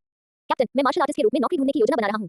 मैं भी, मुझे इस बात का अफसोस है कि मैं थंडर टीम के खिताब के साथ लीग चैंपियनशिप नहीं जीत सका, लेकिन ये सब मेरी ही गलती है। कप्तान, मुझे उम्मीद है कि आप लीग चैंपियनशिप जीतेंगे। 4 साल पहले हमारा यही समझौता हुआ था। उद्धरण चिन्ह डॉट डॉट डॉट उद्धरण चिन्ह। पश्चाताप करने से ही व्यक्ति को यह समझ में आता है कि उसका मूल निर्णय कितना मूर्खतापूर्ण था। ले जेन ने सिर हिलाया और जूही की ओर देखा, तुम्हारा क्या कहना है? मैं सेना में भर्ती हो जाऊंगा। अब मेरे पास मध्यचीन क्षेत्र में रहने की हिम्मत नहीं बची है और मेरी मां की बीमारी के लिए भी पैसों की जरूरत है। जूही की आंखों में पश्चाताप छलक रहा था, उसने छत की ओर देखा और आह भरी। ले जेन आगे बढ़े और अपने साथियों के कंधों पर थपथपाते हुए गहरी आवाज में बोले, आपके कप्तान के रूप में मैं आपको आखिरी बार विदाई दे रहा हूं। उन्होंने और नींद के देवता ने मिलकर थंडर टीम को प्रशिक्षण अड्डे से बाहर तक पहुंचाया। दूसरी ओर प्रशिक्षण मैदान है। डिंग, स्लैक ऑफ विकल्प सक्रिय हो गया। विकल्प 1 फीनिक्स और थंडर टीम की सामूहिक माफी का सामना करते हुए आप पुरानी भावनाओं के कारण उन्हें माफ करने का विकल्प चुनते हैं। पुरस्कार माफ करने वाला भाई उपाधि। विकल्प 2 गद्दारों को क्षमा करना उचित नहीं है, उनकी माफी को सीधे स्वीकार करें, आंतरिक मानसिक थकावट से बचें, खुश मिजाज रहें और जीवन का आनंद लें। पुरस्कार मध्यवर्ती आराम का उपहार पैकेज। दिन होस्ट को स्लैक ऑफ चॉइस चुनने के लिए बधाई। इनाम intermediate slack of gift package. इसे खोलें। हे भगवान, इसमें फिर से देरी हो गई। जियांग येचेन अवाक रह गया और उसने उसे न खोलने का फैसला किया। पिछली बार इंटरमीडिएट गिफ्ट पैकेज ने सर्वोच्च श्रेणी का पुरस्कार दिया था। इस पैकेज से शायद इस बार कुछ नहीं मिलेगा, इसे एडवांस गिफ्ट पैकेज में शामिल करना बेहतर होगा। येचेन आप अभी कितने दबंग और आकर्षक लग रहे थे। इसी क्षण उसके बगल में चल रही सुलिनी ने उसकी ओर देखा और उसकी प्रशंसा की। जियांग येचेन ने हल्की सी मुस्कान के साथ जानबूझकर पूछा, क्या आपको नहीं लगता कि मैं निर्दयी और बेरहम हूं? नहीं, बिल्कुल नहीं, उन्होंने पहले येचेन के साथ विश्वासघात किया था, इसलिए उन्हें माफ नहीं किया जाना चाहिए। सुलिनी ने आक्रोश से कहा, अगर मैं होती तो मैं येचेन के साथ कभी विश्वासघात नहीं करती, चाहे मुझे कितना भी कष्ट क्यों न सहना पड़े, मैं ऐसा नहीं करती। उसका लहजा बेहद दृढ़ था। जियांग येचेन को उस पर पूरा भरोसा था। अपने पिछले जीवन में सुलिनी ने अपना पूरा जीवन उसी के इर्द-गिर्द बिताया था। अपने परिवार के दबाव, दुनिया के उपहास और उसकी अपनी ही उदासीनता का सामना करते हुए भी उसने दृढ़ता से उसे ही चुना और कभी नहीं बदली। शुद्ध प्रेम योद्धा सुलिनी की उपस्थिति में कभी नहीं क्षीण हुआ। जियांग येचेन ने सुलिनी के छोटे से चेहरे पर चुटकी काटी। इस जीवन में भी वह सच्चे प्रेम को असफल नहीं होने देगा। अध्याय 107 प्यार आपको क्यों लव वॉरियर देखना होगा। भाई येचेन, हम निकल रहे हैं, हम कल फिर मिलेंगे। लगभग आधी रात हो चुकी थी। तांगलोंग और चू शिनचेन ने अपना दिन का प्रशिक्षण समाप्त किया, अपना सामान पैक किया और घर जाने की तैयारी करने लगे। जियांग येचेन ने जम्हाई ली और हल्की से सिर हिलाया। दरअसल आपको इतना जोर लगाने की जरूरत नहीं है, आपके पास अभी भी नींद के देवता का सहारा है। लेकिन चू शिनचेन ने दृढ़ता से अपना सिर हिलाया। बुक्सिया उपन्यासों के सभी नायक अविश्वसनीय रूप से शक्तिशाली होते हैं और जी तोड़ मेहनत करते हैं। मैं अपवाद नहीं हो सकता। जैसा कि उम्मीद थी, वो बुक्सिया का कट्टर प्रशंसक है। जियांग येचेन ने उन्हें और समझाने की कोशिश नहीं की, तो जल्दी वापस जाओ और आराम करो, अच्छे से आराम करो, तुम्हारी मानसिकता तुम्हारी ताकत से ज्यादा महत्वपूर्ण है। ठीक है भाई येचेन, हम जा रहे हैं। तांगलोंग ने हाथ हिलाया और चू शिनचेन के साथ हृदय से निकल गया। बॉस, आज सुबह के बारे में मुझे खेद है, मैंने आपकी नजर से चीजों पर विचार नहीं किया। ली जेन और गॉड ऑफ स्लीप ने पास आकर सुबह थंडर टीम और फीनिक्स टीम को लाने के लिए माफी मांगी। जियांग येचेन ने हल्के से सिर हिलाया और मुस्कुराते हुए कहा, कोई बात नहीं, जो लोग कृतज्ञता व्यक्त करना जानते हैं उनके प्रति मैं बहुत उदार हूं। ली जेन और नींद के देवता स्तब्ध रह गए, ये शब्द चेतावनी की तरह लग रहे थे। अगर उन्होंने भी फीनिक्स टीम और थंडर टीम की तरह ही काम किया होता तो शायद उनका भी वही हाल होता। वे केवल इस बात के लिए आभारी हो सकते थे कि उन्होंने उस समय वहां से जाने का विकल्प नहीं चुना था। ली जेन और नींद के देवता सोने के लिए अपने अपने कमरों में लौट गए। उनमें से किसी के पास भी रहने के लिए कोई उचित घर नहीं था। ली जेन ने 20 साल तक सेना में सेवा की थी, उनके माता-पिता का निधन कम उम्र में ही हो गया था और उनकी कोई संतान नहीं थी। इसके अलावा नींद के देवता को उसने सड़क से उठाया था। ये कहा जा सकता है कि यह अड्डा उनका घर था। जियांग येचेन ने भी थोड़ी देर के लिए अपना सामान समेटा और प्रशिक्षण मैदान की ओर चले गए, जहां उन्होंने सुलिनी को देखा। चांदनी रात में लेहू पवित्र कला का अभ्यास करो। उसे लगा कि यह युवती कुछ ज्यादा ही समर्पित है। आज का प्रशिक्षण समाप्त हो गया है, उसने उसे याद दिलाया। मैंने अभ्यास किया, तो फिर वो दिन जिसका मैंने आपसे वादा किया था। भाई येचेन, चलो चलते हैं। सुलिनी का चेहरा पल भर में बदल गया, उसकी मुस्कान विश्वसनीय रूप से प्यारी थी, मानो यह कोई अद्भुत बात हो। जियांग येचेन ने पलकें झपकाई और मुस्कुराते हुए सुलिनी को मध्य चीन की सबसे शानदार रेस्तरां में ले गए। आखिरकार घर पर खाने की तुलना में बाहर खाना खाना निश्चित रूप से बेहतर लगता था। आलीशान निजी कमरे के अंदर जियांग येचेन को अभी भी थोड़ा सा साधारण सा महसूस हो रहा था। वास्तव में मिलाकर नवीनीकरण बहुत ही उत्तम था। वो काम चला लेगा। जो कुछ भी आपको खाने में अच्छा लगे ऑर्डर कर दीजिए, जियांग येचेन ने कहा। सुलिनी ने वेटर की ओर देखते हुए अपने निचले होंठ को हल्का सा दबाया। क्या आप कैंडल लाइट डिनर की व्यवस्था करते हैं? जियांग येचेन। वेटर ने सहजता से सिर हिलाया। मैडम, आप हमारा नया सेट मील भी ट्राई कर सकते हैं, ये भी बहुत स्वादिष्ट है। सुलिनी की आंखों में थोड़ी निराशा झलक रही थी, लेकिन उसने इस पर ध्यान नहीं दिया। उसने अपने थैले से चांदी के 2 मोमबत्ती स्टैंड निकाले और उन्हें खाने की मेज पर रख दिया। तो फिर तैयार भोजन ले आओ, मैं व्यवस्था कर दूंगा। वेटर हैरान था, उसने पहली बार ऐसा राह देखा था, इसलिए वो केवल सहमति में सिर हिला सका। सुलिनी ने बड़ी सावधानी से मोमबत्ती स्टैंड की स्थिति को समायोजित किया, फिर मोमबत्तियां जलाई। लो उसकी आंखों में नाच रही थी। जियांग येचेन कुछ देर के लिए अचंभित रह गया। तुम क्या कर रहे हो? भाई येचेन, इस तरह खाना कितना रोमांटिक है। मुझे पता था कि आप कुछ नहीं बनाएंगे, इसलिए मैंने सब कुछ पहले से तैयार कर लिया। सुलिनी ने अपने हाथ जोड़ लिए, उसकी निगाहें केवल उस पर टिकी थी। जियांग येचेन चौंक गया, फिर हल्का सा मुस्कुराया। तो रोमांस तो औरत भी दे सकती है। अपने पिछले जीवन में वो हमेशा दूसरों के लिए रोमांस रचता था, लेकिन उसने कभी उम्मीद नहीं की थी कि एक दिन कोई लड़की उसके लिए ऐसा करेगी। ये वाकई बहुत रोमांटिक है। जियांग येचेन ने मोमबत्ती की रोशनी को निहारा, उसके होठों के कोने हल्के से ऊपर की ओर मुड़ गए। कुछ ही देर में स्वादिष्ट व्यंजन परोसे गए। सुलिनी ने उत्साह से तस्वीरें खींची और उन्हें अपने सोशल मीडिया पर पोस्ट किया। कैप्शन, हे भगवान, भाई येचेन ने मेरे लिए कैंडल लाइट डिनर तैयार किया, मैं बहुत खुश हूं। अपनी प्रबल आध्यात्मिक बोध शक्ति के साथ जियांग येचेन ने थोड़ा संकोच के साथ मुस्कुराया। जब भी दिन की बात आती है तो आपको वास्तव में सच्चे प्यार के योद्धाओं को देखना चाहिए। मोमबत्ती की लौ टिमटिमा रही थी, जिसमें उनकी दिल से निकली मुस्कान झलक रही थी। फाइनल में अब 7 दिन शेष थे। झो परिवार। जियांग डोंगमियान, तुमने मुझसे लीग के नियम बदलने को कहा था और मैंने बदल दिए। अभी तुम्हारे बेटे की थंडर टीम स्टारफायर टीम को नहीं हरा सकती है ना? और अब तुम मुझसे दोबारा मदद मांग रहे हो? क्या तुम जानबूझकर मुझे परेशान कर रहे हो? झो मिंगयुआन ने अपनी चाय का कप कसकर पकड़ लिया। उसकी भौहें गहरी सिकुड़ी हुई थी, जो स्पष्ट रूप से उसकी नाखुशी को दर्शाती थी। जब भी जियांग येचेन की समस्याओं की बात आती थी, वह अपना काम बखूबी करता था, लेकिन जियांग डोंगमियान हमेशा समस्या खड़ी कर देता था। वह बिल्कुल बेकार टीम में था। भाई झो, अभी परेशान मत होइए, क्या अभी फाइनल बाकी नहीं है? जियांग डोंगमियान ने जल्दी से उसे शांत करने की कोशिश की। झो मिंगयुआन ने ताना मारते हुए कहा, इसके साथ क्या तुम अभी फाइनल में पहुंचने की उम्मीद कर रहे हो? अगर हार गए तो क्या होगा? हमने इतनी लंबी योजना बनाई है और तुम हर बार गड़बड़ कर देते हो। आखिर कर क्या रहे हो? झो मिंगयुआन की निंदा को समझते हुए जियांग डोंगमियान ने आंख भरी। आपने थंडर टीम और स्टारफायर टीम के बीच का मैच जरूर देखा होगा। पिछले 3 दिनों से फैंगर और मैंने मैच के रिप्ले का गहन विश्लेषण किया है और स्टारफायर टीम को हराने का तरीका खोज निकाला है। झो मिंगयुआन के होंठ तिरस्कार से सिकुड़ गए और उसने ठंडे स्वर में कहा, तो मुझे बताओ अब तुम्हारे पास क्या तरीका है? जियांग डोंगमियान ने कुछ देर सोचा, फिर धीरे से कहा, मैंने सुना है कि झो परिवार का पृथ्वी रैंक है उच्च grade blood burning secret art नामक साधना तकनीक, जो मार्शल आर्टिस्ट की शक्ति को स्थायी रूप से बढ़ा सकती है, जिससे छठी स्तर का शिखर प्राप्त करने वाला व्यक्ति 7वें स्तर तक पहुंच सकता है। Marshal King. झो मिंगयुआन की आंखें थोड़ी सिकुड़ गईं। तुम इसके बारे में क्यों पूछ रहे हो? उस साधना तकनीक को तो परिवार के मुखिया ने पहले ही निश्चित कला घोषित कर दिया है। एक बार जब इस रक्त प्रज्वलन गुप्त कला का प्रयोग किया जाता है, तो यह मार्शल आर्टिस्ट की क्षमता को बहुत नुकसान पहुंचाएगा, जिससे उनके लिए जीवन भर अपने दायरे को पार करना संभव हो जाएगा। जियांग डोंगमियान मुस्कुराया। चूंकि स्टारफायर टीम ने प्रतियोगिता के नियमों में मौजूद खामी का फायदा उठाते हुए 9वें स्तर के हथियार का इस्तेमाल करके सेमीफाइनल तक का सफर तय किया, तो हम भी इस खामी का फायदा उठा सकते हैं। झो मिंगयुआन ने कुछ उलझन के साथ सुना, हम ऐसा कैसे करेंगे? जियांग डोंगमियान ने समझाया, लीग के नियमों में कहा गया है कि सातवें क्षेत्र में एक मार्शल किंग लीग में भाग नहीं ले सकता, लेकिन अगर हम यानहुआन टीम को अनुमति दे तो सातवें क्षेत्र में प्रवेश मैच के दौरान मार्शल किंग का होना नियमों का उल्लंघन नहीं होगा। हम। झो मिंगयुआन चुपचाप सोच रही थी, उसे कुछ हद तक अंदाजा हो रहा था कि जियांग डोंगमियान क्या योजना बना रही है। और इसके सफल होने के लिए यानहुआन टीम को रक्त प्रज्वलन गुप्त कला का अभ्यास करना होगा। भाई झो, जरा सोचिए, सातवें क्षेत्र के लिए कितना आसान होगा। क्या मार्शल किंग 2 छठे और 3 5वें स्तर के ग्रैंडमास्टर से लड़ेंगे? झो मिंगयुआन की आंखों में हल्की सी चमक आ गई। 5वें क्षेत्र के ग्रैंडमास्टर और छठे क्षेत्र के ग्रैंडमास्टर के बीच का अंतर। ग्रेट ग्रैंडमास्टर वास्तव में बहुत बड़ा नहीं था, लेकिन 7वें क्षेत्र में पहुंचने पर मार्शल किंग की शक्ति में गुणात्मक उछाल आएगा, जिसका मुकाबला छठा क्षेत्र कभी नहीं कर सकता। यदि यानहुआन टीम मैच के दौरान ब्लड बर्निंग सीक्रेट आर्ट का उपयोग करके 7वें क्षेत्र तक पहुंचने में सफल हो जाती है, तो स्टारफायर टीम की जीतने की कोई संभावना नहीं रह जाएगी। यह एक अच्छा तरीका है, लेकिन क्या आपको लगता है कि यानहुआन टीम के सभी सदस्यों से उनके मार्शल दांव के भविष्य को दांव पर लगाने और रक्त प्रज्वलन गुप्त कला का अभ्यास करने के लिए कहना संभव है? झो मिंगयुआन ने अपनी शंकाएं व्यक्त की। जियांग डोंगमियान मुस्कुराई। यानहुआन टीम तो बस कुछ निचले दर्जे के लोग हैं, अगर मैं उन्हें नहीं बताऊंगी तो उन्हें कैसे पता चलेगा कि यह रक्त प्रज्वलन गुप्त कला है? यान हुआन टीम हमारे लिए हमारी योजना को पूरा करने का सिर्फ एक साधन है। उनके मार्शल दाव के भविष्य की हमें क्या परवाह है? जो मिंग युआन की उंगलियों ने चाय की मेज पर हल्के से थपथपाया। कुछ क्षण सोचने के बाद उन्होंने हल्के से सिर हिलाया। ठीक है, मैं तुम्हें ब्लड बनिंग सीक्रेट दे सकता हूं, लेकिन मैं तुम्हें बता रहा हूं, अगर तुम इस बार हार गए, तो मैं तुम्हें आसानी से नहीं छोड़ूंगा। उन्होंने जियांग डोंगियान पर दबदबा बनाए रखा। जियांग डोंगियान मुस्कुराया, भाई छो, इस बार आप निश्चिंत रह सकते हैं। सातवां क्षेत्र, मार्शल किंग ने छठी क्षेत्र को पूरी तरह से कुचल दिया। स्टारफायर टीम का जीतना नामुमकिन है। फैंगर निश्चित रूप से उत्तराधिकारी का पद ग्रहण करेगा। अध्याय 108, मैं तुम्हें कौशल देता हूं, यान हुआन, तुम लोग इसका खूब अभ्यास करो। मुख्य सम्मेलन कक्ष। यान हुआन टीम के 5 सदस्य, साथ ही उनकी जगह आइलन वान, बेहद शांत सम्मेलन कक्ष में जियांग फैन के आने की प्रतीक्षा में बैठे थे। इस दौरान माहौल बेहद दमनकारी था और किसी की भी चुप्पी तोड़ने की हिम्मत नहीं थी। 2 दिन पहले हुए मैचों में स्टारफायर टीम द्वारा नॉर्वेलैंड की जादुई कलाकृति का उपयोग किए बिना भी थंडर टीम, जिसके सभी सदस्य छठी क्षेत्र के थे, हार गई। इसके अलावा थंडर टीम के हारने के तुरंत बाद उन्हें टीम लीग की सूची से हटा दिया गया और वे फिर कभी टीम लीग में भाग नहीं ले सकते थे। थंडर टीम का यही हाल था, अगर वे हार जाते तो उनका अंजाम और भी दुखद हो सकता था। पहले वे स्टारफायर टीम को तुच्छ समझते थे, लेकिन अब स्टारफायर टीम का रिकॉर्ड उनकी असाधारण प्रकृति को साबित करने के लिए पर्याप्त था। यान हुआन टीम के कप्तान जियांग फैन ने भौहें चढ़ाई, उनका दिल दुविधा से भरा हुआ था। पीछे की पंक्ति में बैठी लिन वान अफसोस से भरी हुई थी। अगर उसने उस समय जियांग येचेन से रिश्ता नहीं तोड़ा होता, तो शायद वह स्टारफायर टीम की अगली सदस्य बन सकती थी। वह सू लिन्यू, तांग लॉन्ग और चू शिनचेन की तरह जियांग येचेन की मदद से 5वें क्षेत्र के ग्रैंड मास्टर तक पहुंच सकती थी, बजाय इसके कि वह यान हुआन टीम में एक बेकार सदस्य बनी रहे। लिन वान ने अपने निचले होंठ को काट लिया, क्योंकि वह आधे महीने से अधिक समय से बेंच पर बैठी थी और उसने एक भी मैच नहीं खेला था। इसके अलावा यान हुआन टीम में शामिल होने के बाद चीजें वैसी नहीं थी जैसा उसने सोचा था कि सब लोग उसके इर्द गिर्द घूमते रहेंगे, बल्कि उसे सारा गंदा और थका देने वाला काम करना पड़ा। अगर यह पुराने जियांग येचेन होते, तो वे निश्चित रूप से उसे पदोन्नत करते और उसे मुख्य टीम सदस्य के रूप में तैयार करते। लिन वान ने अपना सिर नीचे झुकाया, हथेलियों को खींचा और इस दौरान झेली गई अपनी पीड़ाओं के बारे में सोचते हुए उसकी आंखों में आंसू भर आए। जियांग येचेन, ये सब तुम्हारी गलती है। तुम जो प्यार में पर्याप्त दृढ़ नहीं हो, तुमने मुझे इस वर्तमान विकट परिस्थिति में डाल दिया है। उसने मन ही मन नाराजगी से सोचा। आज भी उसे यही लगता है कि यह उसकी समस्या नहीं है। धप धप धप, चमड़े के जूतों के जमीन पर पड़ने की आवाज अत्यंत शांत सम्मेलन कक्ष में गूंज उठी। एकदम साफ सुथरे ढंग से सिलवाए गए सूट में एक व्यक्ति यान हुआन टीम के सामने पेश हुआ। जियांग फैन की ठंडी निगाहें यान हुआन टीम पर घूमी और वह ऑफिस की कुर्सी पर बैठ गया। उसने अपना हाथ थोड़ा ऊपर उठाया, अपने अंगरक्षक को इशारा करते हुए। बाद वाले ने सिर हिलाया, एक ब्रीफकेस से 6 कल्टीवेशन टेक्निक रिकॉर्डिंग डिवाइस निकाले और उन्हें यान हुआन टीम के प्रत्येक सदस्य को वितरित कर दिया। सभी ने साधना तकनीक के रिकॉर्डिंग उपकरणों की ओर देखा, उनके चेहरों पर हैरानी के भाव थे। थंडर टीम की विफलता ने मुझे एक बहुत ही गंभीर समस्या का एहसास कराया, और वह यह है कि आप जिन साधना तकनीकों का अभ्यास करते हैं वे बहुत ही बेकार हैं। जियांग फैन की उदासीन आवाज गूंजी। आपके हाथों में जो खेती की तकनीक है, वो उच्च श्रेणी की है। पृथ्वी rank blood Warring secret technique नामक साधना तकनीक, जो थोड़े समय में ही आपकी शक्ति को अगले स्तर तक बढ़ा सकती है। हालांकि इसके कुछ दुष्प्रभाव भी हैं। इसे इस्तेमाल करने के बाद आप कुछ दिनों तक कमजोर महसूस करेंगे। जियांग फैन ने यान हुआन टीम की ओर देखते हुए एक अटपूर्ण मुस्कान बिखेरी। शीर्ष कुलीन परिवारों के उच्च स्तरीय कर्मियों के अलावा अन्य लोगों को रक्त प्रज्वलन गुप्त तकनीक के बारे में कोई जानकारी नहीं थी। इसलिए अब वह जो कुछ भी कहे, यान हुआन टीम को उस पर विश्वास करने के अलावा और कोई चारा नहीं था। और वास्तव में यही स्थिति थी। जियांग फैन द्वारा ब्लड बनिंग सीक्रेट टेक्निक के परिचय को सुनते ही उन 6 लोगों की आंखें तुरंत चमक उठी। एक ऐसी साधना तकनीक जो कम समय में ताकत बढ़ा सकती थी, उनके लिए समय पर मेरी मदद की तरह थी, क्योंकि वे इसे खोने का जोखिम नहीं उठा सकते थे। बॉस, क्या इस साधना तकनीक के दुष्प्रभाव सचमुच केवल कुछ दिनों की कमजोरी ही हैं? कैप्टन जियांग फैन ने पूछा। हालांकि वह अपने हाथ में मौजूद रक्त प्रज्वलन गुप्त तकनीक को नहीं समझता था, लेकिन साधना तकनीकें और औषधीय गोलियां जो अस्थायी रूप से शक्ति बढ़ा सकती थी, एक मार्शल आर्टिस्ट की क्षमता पर बहुत अधिक बोझ डालती थी। मार्शल दाव की दुनिया में यह मूल रूप से एक आम सहमति थी, लेकिन बॉस द्वारा बताए गए दुष्प्रभाव बहुत मामूली थे। मुझे लगता है मैंने कहा था कि मेरी अनुमति के बिना किसी को भी मुझसे सवाल करने की इजाजत नहीं है। जियांग फैन की आंखें और भी ठंडी हो गईं और उसने गुस्से में अपना हाथ कॉन्फ्रेंस टेबल पर पटका और जियांग फैन को इस तरह घूरने लगा मानो वह किसी भी क्षण उससे निकल जाएगा। जियांग फैन ने घबराकर कहा, मैं ऐसा करने की हिम्मत नहीं करूंगा, मैं बॉस की बात पर विश्वास करता हूं। टीम के अन्य सदस्यों ने भी अपनी सहमति व्यक्त की। इससे जियांग फैन के चेहरे पर थोड़ी राहत दिखी और उसने अपना सिर ऊपर उठाया, जिससे उसकी सुरक्षित त्रुटि की रेखा दिखाई दी। आपको थंडर टीम की हार के बाद उनके अंजाम के बारे में पता होना चाहिए। मैं कुछ बातें दोबारा नहीं कहना चाहता। आप सभी अगले कुछ दिनों तक रक्त प्रज्वलन गुप्त तकनीक के अभ्यास पर ध्यान केंद्रित करें। इससे आप तीनों को छठे क्षेत्र में पहुंचने में मदद मिलेगी। शिखर से सीधे 7वें क्षेत्र में आरोहण करें मार्शल किंग। अगर तुम फिर भी नहीं जीत पाए, तो मैं तुम्हें तुम्हारे परिवार समेत इस दुनिया से गायब कर दूंगा। जियांग फैन की भयावह निगाहें यान हुआन टीम पर घूम गईं। उन छहों को अचानक रोंगटे खड़े हो गए। 1.5 महीने तक साथ रहने के बाद वे जियांग फैन को थोड़ा बहुत समझने लगे थे। ऊपरी तौर पर देखने पर वह एक दिमागी रूप से कमजोर और दबंग सीईओ जैसा लगता था, लेकिन असल में वह किसी और से कहीं ज्यादा कपटी था। लेकिन जिस बात ने उन्हें खुश किया वह ये थी कि यह उच्च श्रेणी का उत्पाद था। पृथ्वी रैंक रक्त प्रज्वलन गुप्त तकनीक नामक साधना तकनीक वास्तव में उन्हें 7वें क्षेत्र तक पहुंचने में सक्षम बना सकती है। मार्शल किंग, छठे क्षेत्र के बीच का अंतर महान ग्रैंड मास्टर और 7वां क्षेत्र मार्शल किंग एक खाई की तरह था। यदि वे 7वें लोक तक पहुंच सके, मार्शल किंग स्टारफायर टीम निसंदेह हार जाएगी। रुको।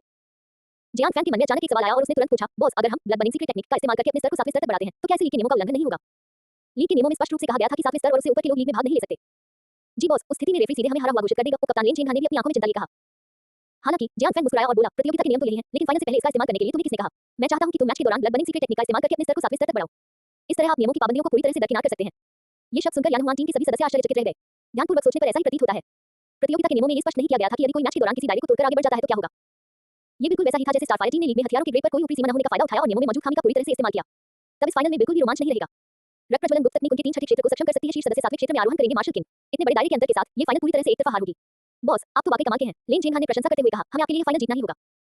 जियांग फैन की बाहें भी धीरे-धीरे शिथिल हो गईं और उनके चेहरे पर राहत का भाव दिखाई देने लगा। जियांग येचेन, इस बार मैं तुम्हें सार्वजनिक रूप से यान हुआन टीम को भंग करने के अपने फैसले पर पछतावा करवाऊंगा। हम लीग चैंपियनशिप जीतेंगे। यान हुआन टीम के सदस्यों के चेहरों पर दिख रहे आत्मविश्वास को देखकर जियांग फैन मुस्कुराया।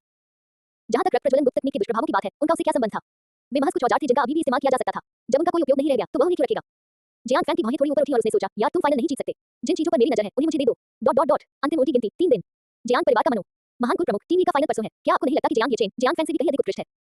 कानूनी परिवार के मुखिया जियांग जेंग ने अपने सोने के फ्रेम वाले चश्मे को ऊपर उठाया। उनकी आंखों में झिझक झलक रही थी। पहले उन्हें पूरा यकीन था कि जियांग येचेन की तुलना में जियांग फैन जियांग परिवार का उत्तराधिकारी बनने के लिए अधिक उपयुक्त था। लेकिन पिछले 2 महीनों में जियांग येचेन ने जो क्षमताएं प्रदर्शित की थी, उन्होंने उसे चौंका भी दिया था और हैरान भी कर दिया था। मार्शल परीक्षा में अपने 5वें स्तर के ग्रैंड मास्टर की ताकत से लेकर हुआ जो विश्वविद्यालय में 30,000 प्रतिभाशाली छात्रों को पराजित करने तक, स्नातक होने पर 5वें स्तर तक पहुंचने वाला वह एकमात्र प्रतिभाशाली छात्र है। अब तक टीम लीग में 1 महीने पहले ही स्थापित हुई स्टारफायर टीम, जिसे किसी ने भी पसंद नहीं किया था, ने जबरदस्त संघर्ष करते हुए फाइनल में जगह बना ली है। इसमें कुछ हद तक भाग्य का भी हाथ था, लेकिन ये जियांग येचेन की संभावित क्षमताओं को साबित करने के लिए काफी था। हालांकि जियांग फैन ने केवल वही चीजें उठाई थी जो जियांग येचेन पीछे छोड़ गया था। यान हुआन, फीनिक्स और थंडर टीम की साधना उसने व्यक्तिगत रूप से नहीं की थी। झेंग लिन, मैं जानती हूँ कि तुम क्या सोच रही हो। मैंने भी इस सवाल पर विचार किया है।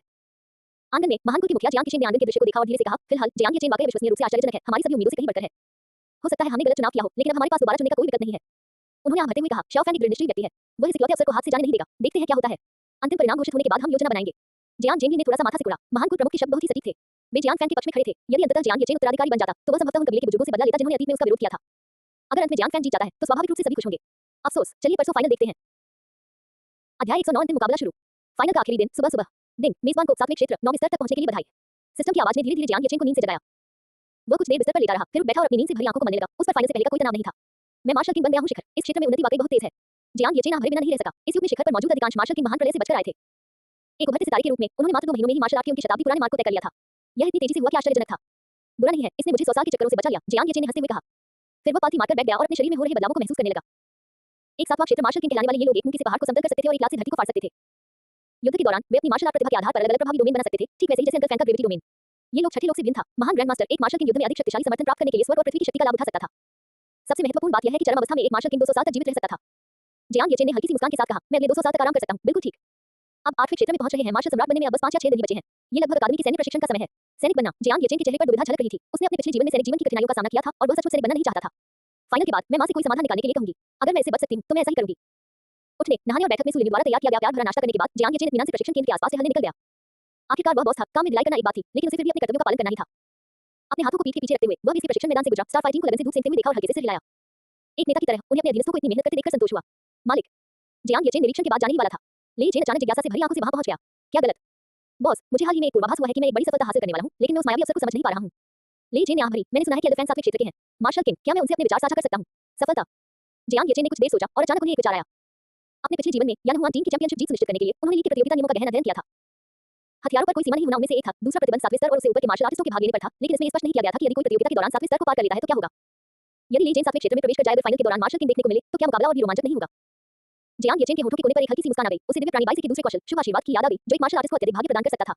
ली जेन को सफलता हासिल करने का अवसर दिलाने में कोई समस्या नहीं होनी चाहिए। मुझे अपना हाथ दो, उसने एक स्वामी के लहजे में कहा। ली जेन चौंक गया और सहज रूप से उसने अपना यांत्रिक हाथ ऊपर उठा लिया। उद्धरण चिन्ह डॉट डॉट डॉट उद्धरण चिन्ह। जियांग येचेन ने अपना हाथ नीचे दबाते हुए कहा, आपका बायां हाथ। ओह, ली जेन ने झट से अपना बायां हाथ उठाया। जियांग येचेन ने अपनी उंगली उसकी नाड़ी पर रखी और पालतू जानवरों के स्थान में मौजूद लिटिल वाइट ने तुरंत अपनी शक्ति का प्रयोग किया। 7 रंगों की शुभता रंगीन आध्यात्मिक ऊर्जा में परिवर्तित होकर ली जेन के शरीर में प्रवेश कर गई। फिर उसने स्थानिक शक्ति का उपयोग करके शुभ आशीर्वाद को अस्थायी रूप से ली जेन के शरीर के भीतर सील कर दिया। वह चाहता था कि ली जेन युद्ध के मैदान में सफलता हासिल करे। अगर उसने अभी सफलता हासिल कर ली, तो वह फाइनल में भाग नहीं ले पाएगा। बॉस, आप क्या कर रहे हैं? ली जेन पूरी तरह से हैरान था। जियांग येचेन ने धीरे से अपना हाथ छोड़ा और मुस्कुराते हुए कहा, कल तुम सफलता प्राप्त कर लोगे। प्रश्नवाचक चिन्ह प्रश्नवाचक चिन्ह प्रश्नवाचक चिन्ह। ली जेन के मन में कई सवाल थे। क्या ब्रेकथ्रू के लिए कोई निश्चित समय सीमा तय थी? 7वें लोक में प्रवेश करना छठे लोक से अलग था, जहां औषधीय गोलियों के माध्यम से प्रवेश किया जा सकता था। 7वें क्षेत्र में प्रवेश के लिए स्वर्ग और पृथ्वी की शक्ति को महसूस करना आवश्यक था। यदि कोई इसे महसूस नहीं कर पाता, तो वह कभी भी मार्शल किंग के क्षेत्र में कदम नहीं रख पाएगा। संवेदन की प्रक्रिया लंबी या छोटी हो सकती है, यहां तक कि Huaxia martial art system research institute भी सटीक समय निर्धारित नहीं कर सका। क्या मुझ पर विश्वास नहीं करते? ली जेन ने अजीब सी हंसी हंसते हुए सिर हिलाया और कहा, नहीं नहीं, मुझे बॉस पर विश्वास है। जियांग येचेन ने ज्यादा कुछ नहीं बताया, बल्कि ली जेन के दाहिने हाथ की ओर देखा, जिस पर काला दस्ताना पहना हुआ था, और विषय बदलते हुए पूछा, ली जेन, अगर तुम्हारा हाथ ठीक हो जाए तो तुम क्या करना चाहोगे? पिछली बार की ऊर्जा का अभी तक उपयोग नहीं हुआ था। कल फाइनल जीतने के बाद यह उसके लिए एक अच्छा इनाम होगा। ली जेन ने अनजाने में अपने दाहिने हाथ की ओर देखा। उसकी आंखों में उदासी की एक झलक दिखाई दी। बॉस, मेरा हाथ ठीक नहीं हो सकता। अब से मैं स्टारफायर टीम में ही रहूंगा। प्रशिक्षक बनना भी बुरा नहीं है। जियांग येचेन, क्या होगा अगर यह सचमुच संभव हो सके? ली जेन की आंखें थोड़ी चौड़ी हो गईं। वह काफी देर तक चुप रहा, फिर दृढ़ स्वर में बोला, मैं सैनिक क्षेत्र में वापस जाकर सीमा की रक्षा करना चाहता हूं। जियांग येचेन के चेहरे पर हल्का सा भाव आया और उनके होंठ ऊपर की ओर मुड़े हुए बोले, तर्क। मेरा गृहनगर वाशिया की पूर्वी सीमा पर स्थित है, जिस पर याओ राक्षसों का लगातार हमला होता रहता है। राक्षसों के एक हमले में वह नष्ट हो गया था और मुझे वाशिया की पूर्वी सेना ने बचाया था। उन्हें सिर्फ मुझे बचाने के लिए 1 दर्जन से अधिक लोगों की जान कुर्बान करते हुए देखकर मैंने तभी फैसला कर लिया था कि जब मैं बड़ा होऊंगा तो मैं भी उन्हीं की तरह बनूंगा और उन लोगों की रक्षा करूंगा जो उस समय मेरी तरह ही कमजोर थे। ली जेन ने दृढ़ विश्वास के साथ आंखों में आंसू भरते हुए लेकिन बड़े अफसोस के साथ कहा, दुर्भाग्य से मेरा हाथ याओ राक्षस ने काट दिया और मुझे सेवानिवृत्त होने के लिए मजबूर होना पड़ा। जैसे ही मैंने अपनी सैन्य वर्दी उतारी, यह विशालकाय व्यक्ति जो कभी भी उग्र राक्षसी लहर का सामना करने से नहीं डरा था, सचमुच डर गया, लेकिन मैं कुछ नहीं कर सकता था। बोलते समय उन्हें अपनी भावनाओं पर काबू पाने में भी मुश्किल हो रही थी। उसने झटपट अपनी आंखें पोंछी और एक सच्ची मुस्कान के साथ कहा, मैंने बॉस को हंसा दिया। जियांग येचेन ने उसके कंधे पर थपथपाते हुए कहा, फाइनल के बाद मैं तुम्हें एक उपहार दूंगा। इसे मेरे साथ 4 साल रहने और मेरे लिए अनगिनत सम्मान जीतने के लिए एक इनाम समझो। उपहार? ली जेन की आंखों में जिज्ञासा थी, क्या उपहार है बॉस? गुप्त। जियांग येचेन ने रहस्यमय ढंग से मुस्कुराते हुए अपने हाथ पीछे बांध लिए और प्रशासनिक भवन की ओर चलने लगा। ली जेन ने अपने बॉस की पीठ की ओर देखा और बेबसी से कहा, सेना में लोग अभी भी सीधे साधे होते हैं। समाज में लोग आपको अनुमान लगाने और घुमा फिरा कर बात करने में लगे रहते हैं, यह उबाऊ है। उसने अपना सिर हिलाया, अपनी लाउंज कुर्सी पर वापस लौटा और साधना जारी रखी। अगली सुबह 30वें Vasiya team league grand final की शुरुआत हुई। जियांग येचेन भी सुबह जल्दी उठ गए और व्यक्तिगत रूप से स्टारफायर टीम को अंतिम स्तर तक ले गए। भाई येचेन, कल चाची ने मुझसे कहा था कि वह भी देखने आएंगी और अंकल को दिखाने के लिए इसे रिकॉर्ड भी करेगी। हम निश्चित रूप से कड़ी मेहनत करेंगे और एक शानदार मैच पेश करेंगे ताकि अंकल भाई येचेन को एक नए नजरिए से देखें। स्टारफायर टीम की वर्दी पहने सुलिन्यू चलते हुए पूरी ओरिजिन के साथ बोल रही थी। जियांग येचेन ने मुस्कुराते हुए कहा, ये लड़की हमेशा उसकी नजर से सोचना पसंद करती थी। उनकी आध्यात्मिक अनुभूति ने पूरे स्टेडियम को अपने वश में कर लिया। ये कहा जा सकता है कि इस वर्ष का फाइनल पिछले सभी फाइनलों से कहीं अधिक भव्य था। सभी 5 शीर्ष स्तरीय परिवार आ चुके थे और प्रथम श्रेणी के परिवारों के कुछ उच्च पदस्थ अधिकारी भी दर्शकों में बैठे प्रतीक्षा कर रहे थे। आप सभी को इतना भरोसा है, इसलिए मैं आपका बॉस राहत महसूस कर रहा हूं, उन्होंने मुस्कुराते हुए कहा। बिल्कुल, तांगलोंग की आंखें सिकुड़कर एक पतली सी लकीर बन गई। क्या आप सहमत नहीं होंगे, हिरोचू? चू शिनचेन ने उसकी ओर आंखें घुमाई, उसका हाथ उसकी कमर पर रखी तलवार पर टिका था। मैं तुम्हें हारने नहीं दूंगा। ली जेन और नींद के देवता अपेक्षाकृत अधिक विनम्र थे, उनमें युवावस्था का उत्साह नहीं था। जियांग येचेन ने सिर हिलाया और हथेली आगे बढ़ाते हुए कहा, आखिरी लड़ाई, चलो चलें। सु लिन्यू ने सबसे पहले अपना हाथ उसके हाथ पर रखा। बाकी चारों ने भी अपने-अपने आइटम सबसे ऊपर रख दिए। सु लिन्यू ने अपनी बाईं मुट्ठी उठाई और मीठी मुस्कान के साथ बोली, स्टारफायर टीम, हमला करो। अध्याय 110 फाइनल, स्पा टीम बनाम यानहुआन टीम। लीग मुख्यालय, फ्लोटिंग आइलैंड एरेना। हल्के नीले रंग की ऊर्जा धार से घिरे मैदान पर प्रकाश की धाराएं पारदर्शी अवरोध के पार सांप की तरह बह रही थी। नीचे दर्शक दीर्घाओं में लगे होलोग्राफिक चिरंसाई एक चमकदार तारों के समुद्र में विलीन हो गए और टीम किनारे यानहुआन और स्टारफायर बारी-बारी से गरज की तरह गूंज रहे थे। प्रतियोगिता का बहुमान जो अखाड़े की ओर जाता है। जियांग येचेन एक हाथ जेब में डाले हुए स्टारफायर टीम को प्रतियोगिता मंच की ओर ले जा रहे थे। सामने वाले रास्ते से जियांग फैंग के नेतृत्व में यानहुआन टीम धीरे-धीरे आगे बढ़ी। दोनों पक्ष तिहरे निकास द्वार पर मिले। जियांग येचेन शुरू में उलझना नहीं चाहता था, लेकिन जियांग फैंग आगे बढ़ा और उसे रोक दिया। यार, क्या तुम मुझसे बच रहे हो? जियांग फैंग ने भौहें उठाई और मुस्कुराया। जियांग येचेन बिल्कुल अवाक रह गया, मुट्ठी रगड़ते हुए बोला, छोटे भाई, तुम सचमुच मार खाने को तैयार हो? जियांग फैंग की आंखें सिकुड़ गईं, यार तुम आग से खेल रहे हो। तुम फाइनल नहीं जीतोगे, जिस चीज पर मेरी नजर टिकी है, उसे मैं हासिल करके ही रहूंगा। जब यानहुआन टीम ने प्रतियोगिता के मैदान में मार्शल किंग स्तर तक पहुंचने के लिए ब्लड बर्निंग मेथड का इस्तेमाल किया, तो स्टारफायर निस्संदेह हार जाएगी। उन्होंने कठोर शब्दों का उच्चारण किया, फिर बड़ी सलीके से अखाड़े की ओर कदम बढ़ाया। यानहुआन टीम स्टारफायर के आगे-आगे चल रही थी। युवा मास्टर जियांग बहुत दिनों बाद मिले। कप्तान जियांग फैंग ने स्टारफायर टीम की ओर देखा, उनकी आंखों में तिरस्कार का भाव था और उन्होंने कहा, मुझे आश्चर्य है कि क्या आपको अभी भी दीक्षांत समारोह में हुई घटना याद है? भूल गया, जियांग येचेन ने उदासीनता से कहा। जियांग फैंग ने व्यंग्य करते हुए कहा, युवा स्वामी जियांग, आज के फाइनल में हम आपको दिखा देंगे कि यानहुआन टीम को सार्वजनिक रूप से भंग करने का आपका निर्णय कितना हास्यास्पद था। युवा स्वामी जियांग, हम आपको आपके प्रारंभिक निर्णय पर पछतावा करवाएंगे। वो कप्तान लिन जेंघा ने अपना घमंडी सिर उठाया। पांचों लोगों के पीछे खड़ी लिनवान भी नाराज दिख रही थी। उसने मुट्ठी खींचते हुए कहा, जियांग येचेन, तुम लोग क्या बकवास कर रहे हो? जियांग येचेन ने सीढ़ियों के मंत्रोच्चार को रोकते हुए कहा, तुम्हें धमकियां देना पसंद है ना? मैं भी इसमें शामिल हो जाता हूं। मैं तुमसे कह रहा हूं, प्रतियोगिता के बाद मैं ये सुनिश्चित करूंगा कि तुम मध्य चीन में जीवित नहीं रह पाओगे और कभी भी टीम लीग में भाग नहीं ले पाओगे। आप में से हर एक को आपके परिवार के हर सदस्य को नौकरी से निकाल दिया जाएगा और आपके पास रहने के लिए जगह भी नहीं होगी। जियांग येचेन ने यानहुआन टीम के 6 सदस्यों को देखकर मुस्कुराते हुए कहा, आप कोशिश करके देखिए कि क्या मैं ये कर सकता हूं। यानहुआन टीम में सभी लोग स्तब्ध रह गए और तुरंत चुप हो गए। जियांग परिवार की शक्ति के आगे उन जैसे आम लोगों से निपटना बहुत आसान था। वे महज कुलीन परिवारों के संघर्षों में मोहरे थे, जिन पर डर करने लायक कुछ भी नहीं था। घुटन से जियांग फैंग का चेहरा थोड़ा लाल हो गया, उसने ठंडी सांस ली, मुड़ा और अखाड़े की ओर चल दिया। टीम के सदस्य भी निराश होकर पीछे-पीछे चले गए, किसी ने भी दोबारा बोलने की हिम्मत नहीं की। जियांग येचेन वास्तव में इन लोगों की बुद्धिमत्ता पर टिप्पणी नहीं करना चाहता था, आखिर उनकी ऐसी क्या हैसियत थी कि वे उससे इस तरह बात कर रहे थे। डिंग, आराम करो, विकल्प सक्रिय हो गया। विकल्प 1, नरमी बरतें, यानहुआन टीम को आपके प्रति किए गए अनादर के लिए क्षमा करें और उन्हें छोड़ दें। इनाम। दूसरा विकल्प, उनकी टिप्पणियों को सीधे अनदेखा करें, मंच पर जाएं और सम्मानपूर्वक उन्हें हरा दें। अंतिम परिणाम उन्हें अपनी गलती का एहसास कराएगा। इनाम, intermediate slack of gift package. तीसरा विकल्प, आराम करो और अपने दिल की सुनो। यानहुआन टीम के अपमान ने आपको परेशान किया है, इसलिए आप इस परेशानी को दूर कर देते हैं। इनाम, advance slack of gift package. इसी क्षण सिस्टम की आवाज अचानक सुनाई दी। जियांग येचेन ने अपने सामने मौजूद तीनों विकल्पों को देखा, उसकी आंखें थोड़ी सिकुड़ गईं। उन्हें जाने दो और फिर भी वापस आ जाएं, यह संभव है। प्रतियोगिता के मैदान में उन्हें हराना निश्चित रूप से मुंह पर तमाचा मारने जैसा संतोष देता है, लेकिन धिक्कार है, मैं प्रथम परिवार का उत्तराधिकारी हूं। मेरे हाथों में शक्ति है, तो इसका उपयोग क्यों न करूं? अंकल फैंग, उसने पुकारा। पास खड़े अंकल फैंग ने एक कदम आगे बढ़कर कहा, युवा स्वामी, आपके क्या आदेश हैं? आपने अभी जो मैंने कहा वह सुना ना? मैंने सुन लिया, युवा स्वामी। जियांग येचेन ने हल्के से सिर हिलाया, बस जैसा मैंने कहा वैसा करो, समझे? जी हाँ, युवा स्वामी। डिंग, होस्ट को स्लैक ऑफ चुनने के लिए बधाई। इनाम, advance slack of gift package. क्या आप इसे खोलना चाहेंगे? जियांग येचेन का मूड तुरंत अच्छा हो गया और उसने सोचा, आइए मिलकर पिछला इंटरमीडिएट गिफ्ट पैकेज खोलें। मेजबान को 10 चौथे स्तर के 500 ताबीज और 1 अरब धनराशि प्राप्त करने पर बधाई। मेजबान को जीवन का झरना प्राप्त करने पर बधाई। जीवन की झरने की एक और बोतल जो कटे हुए अंगों को पुनर्जीवित कर सकती है।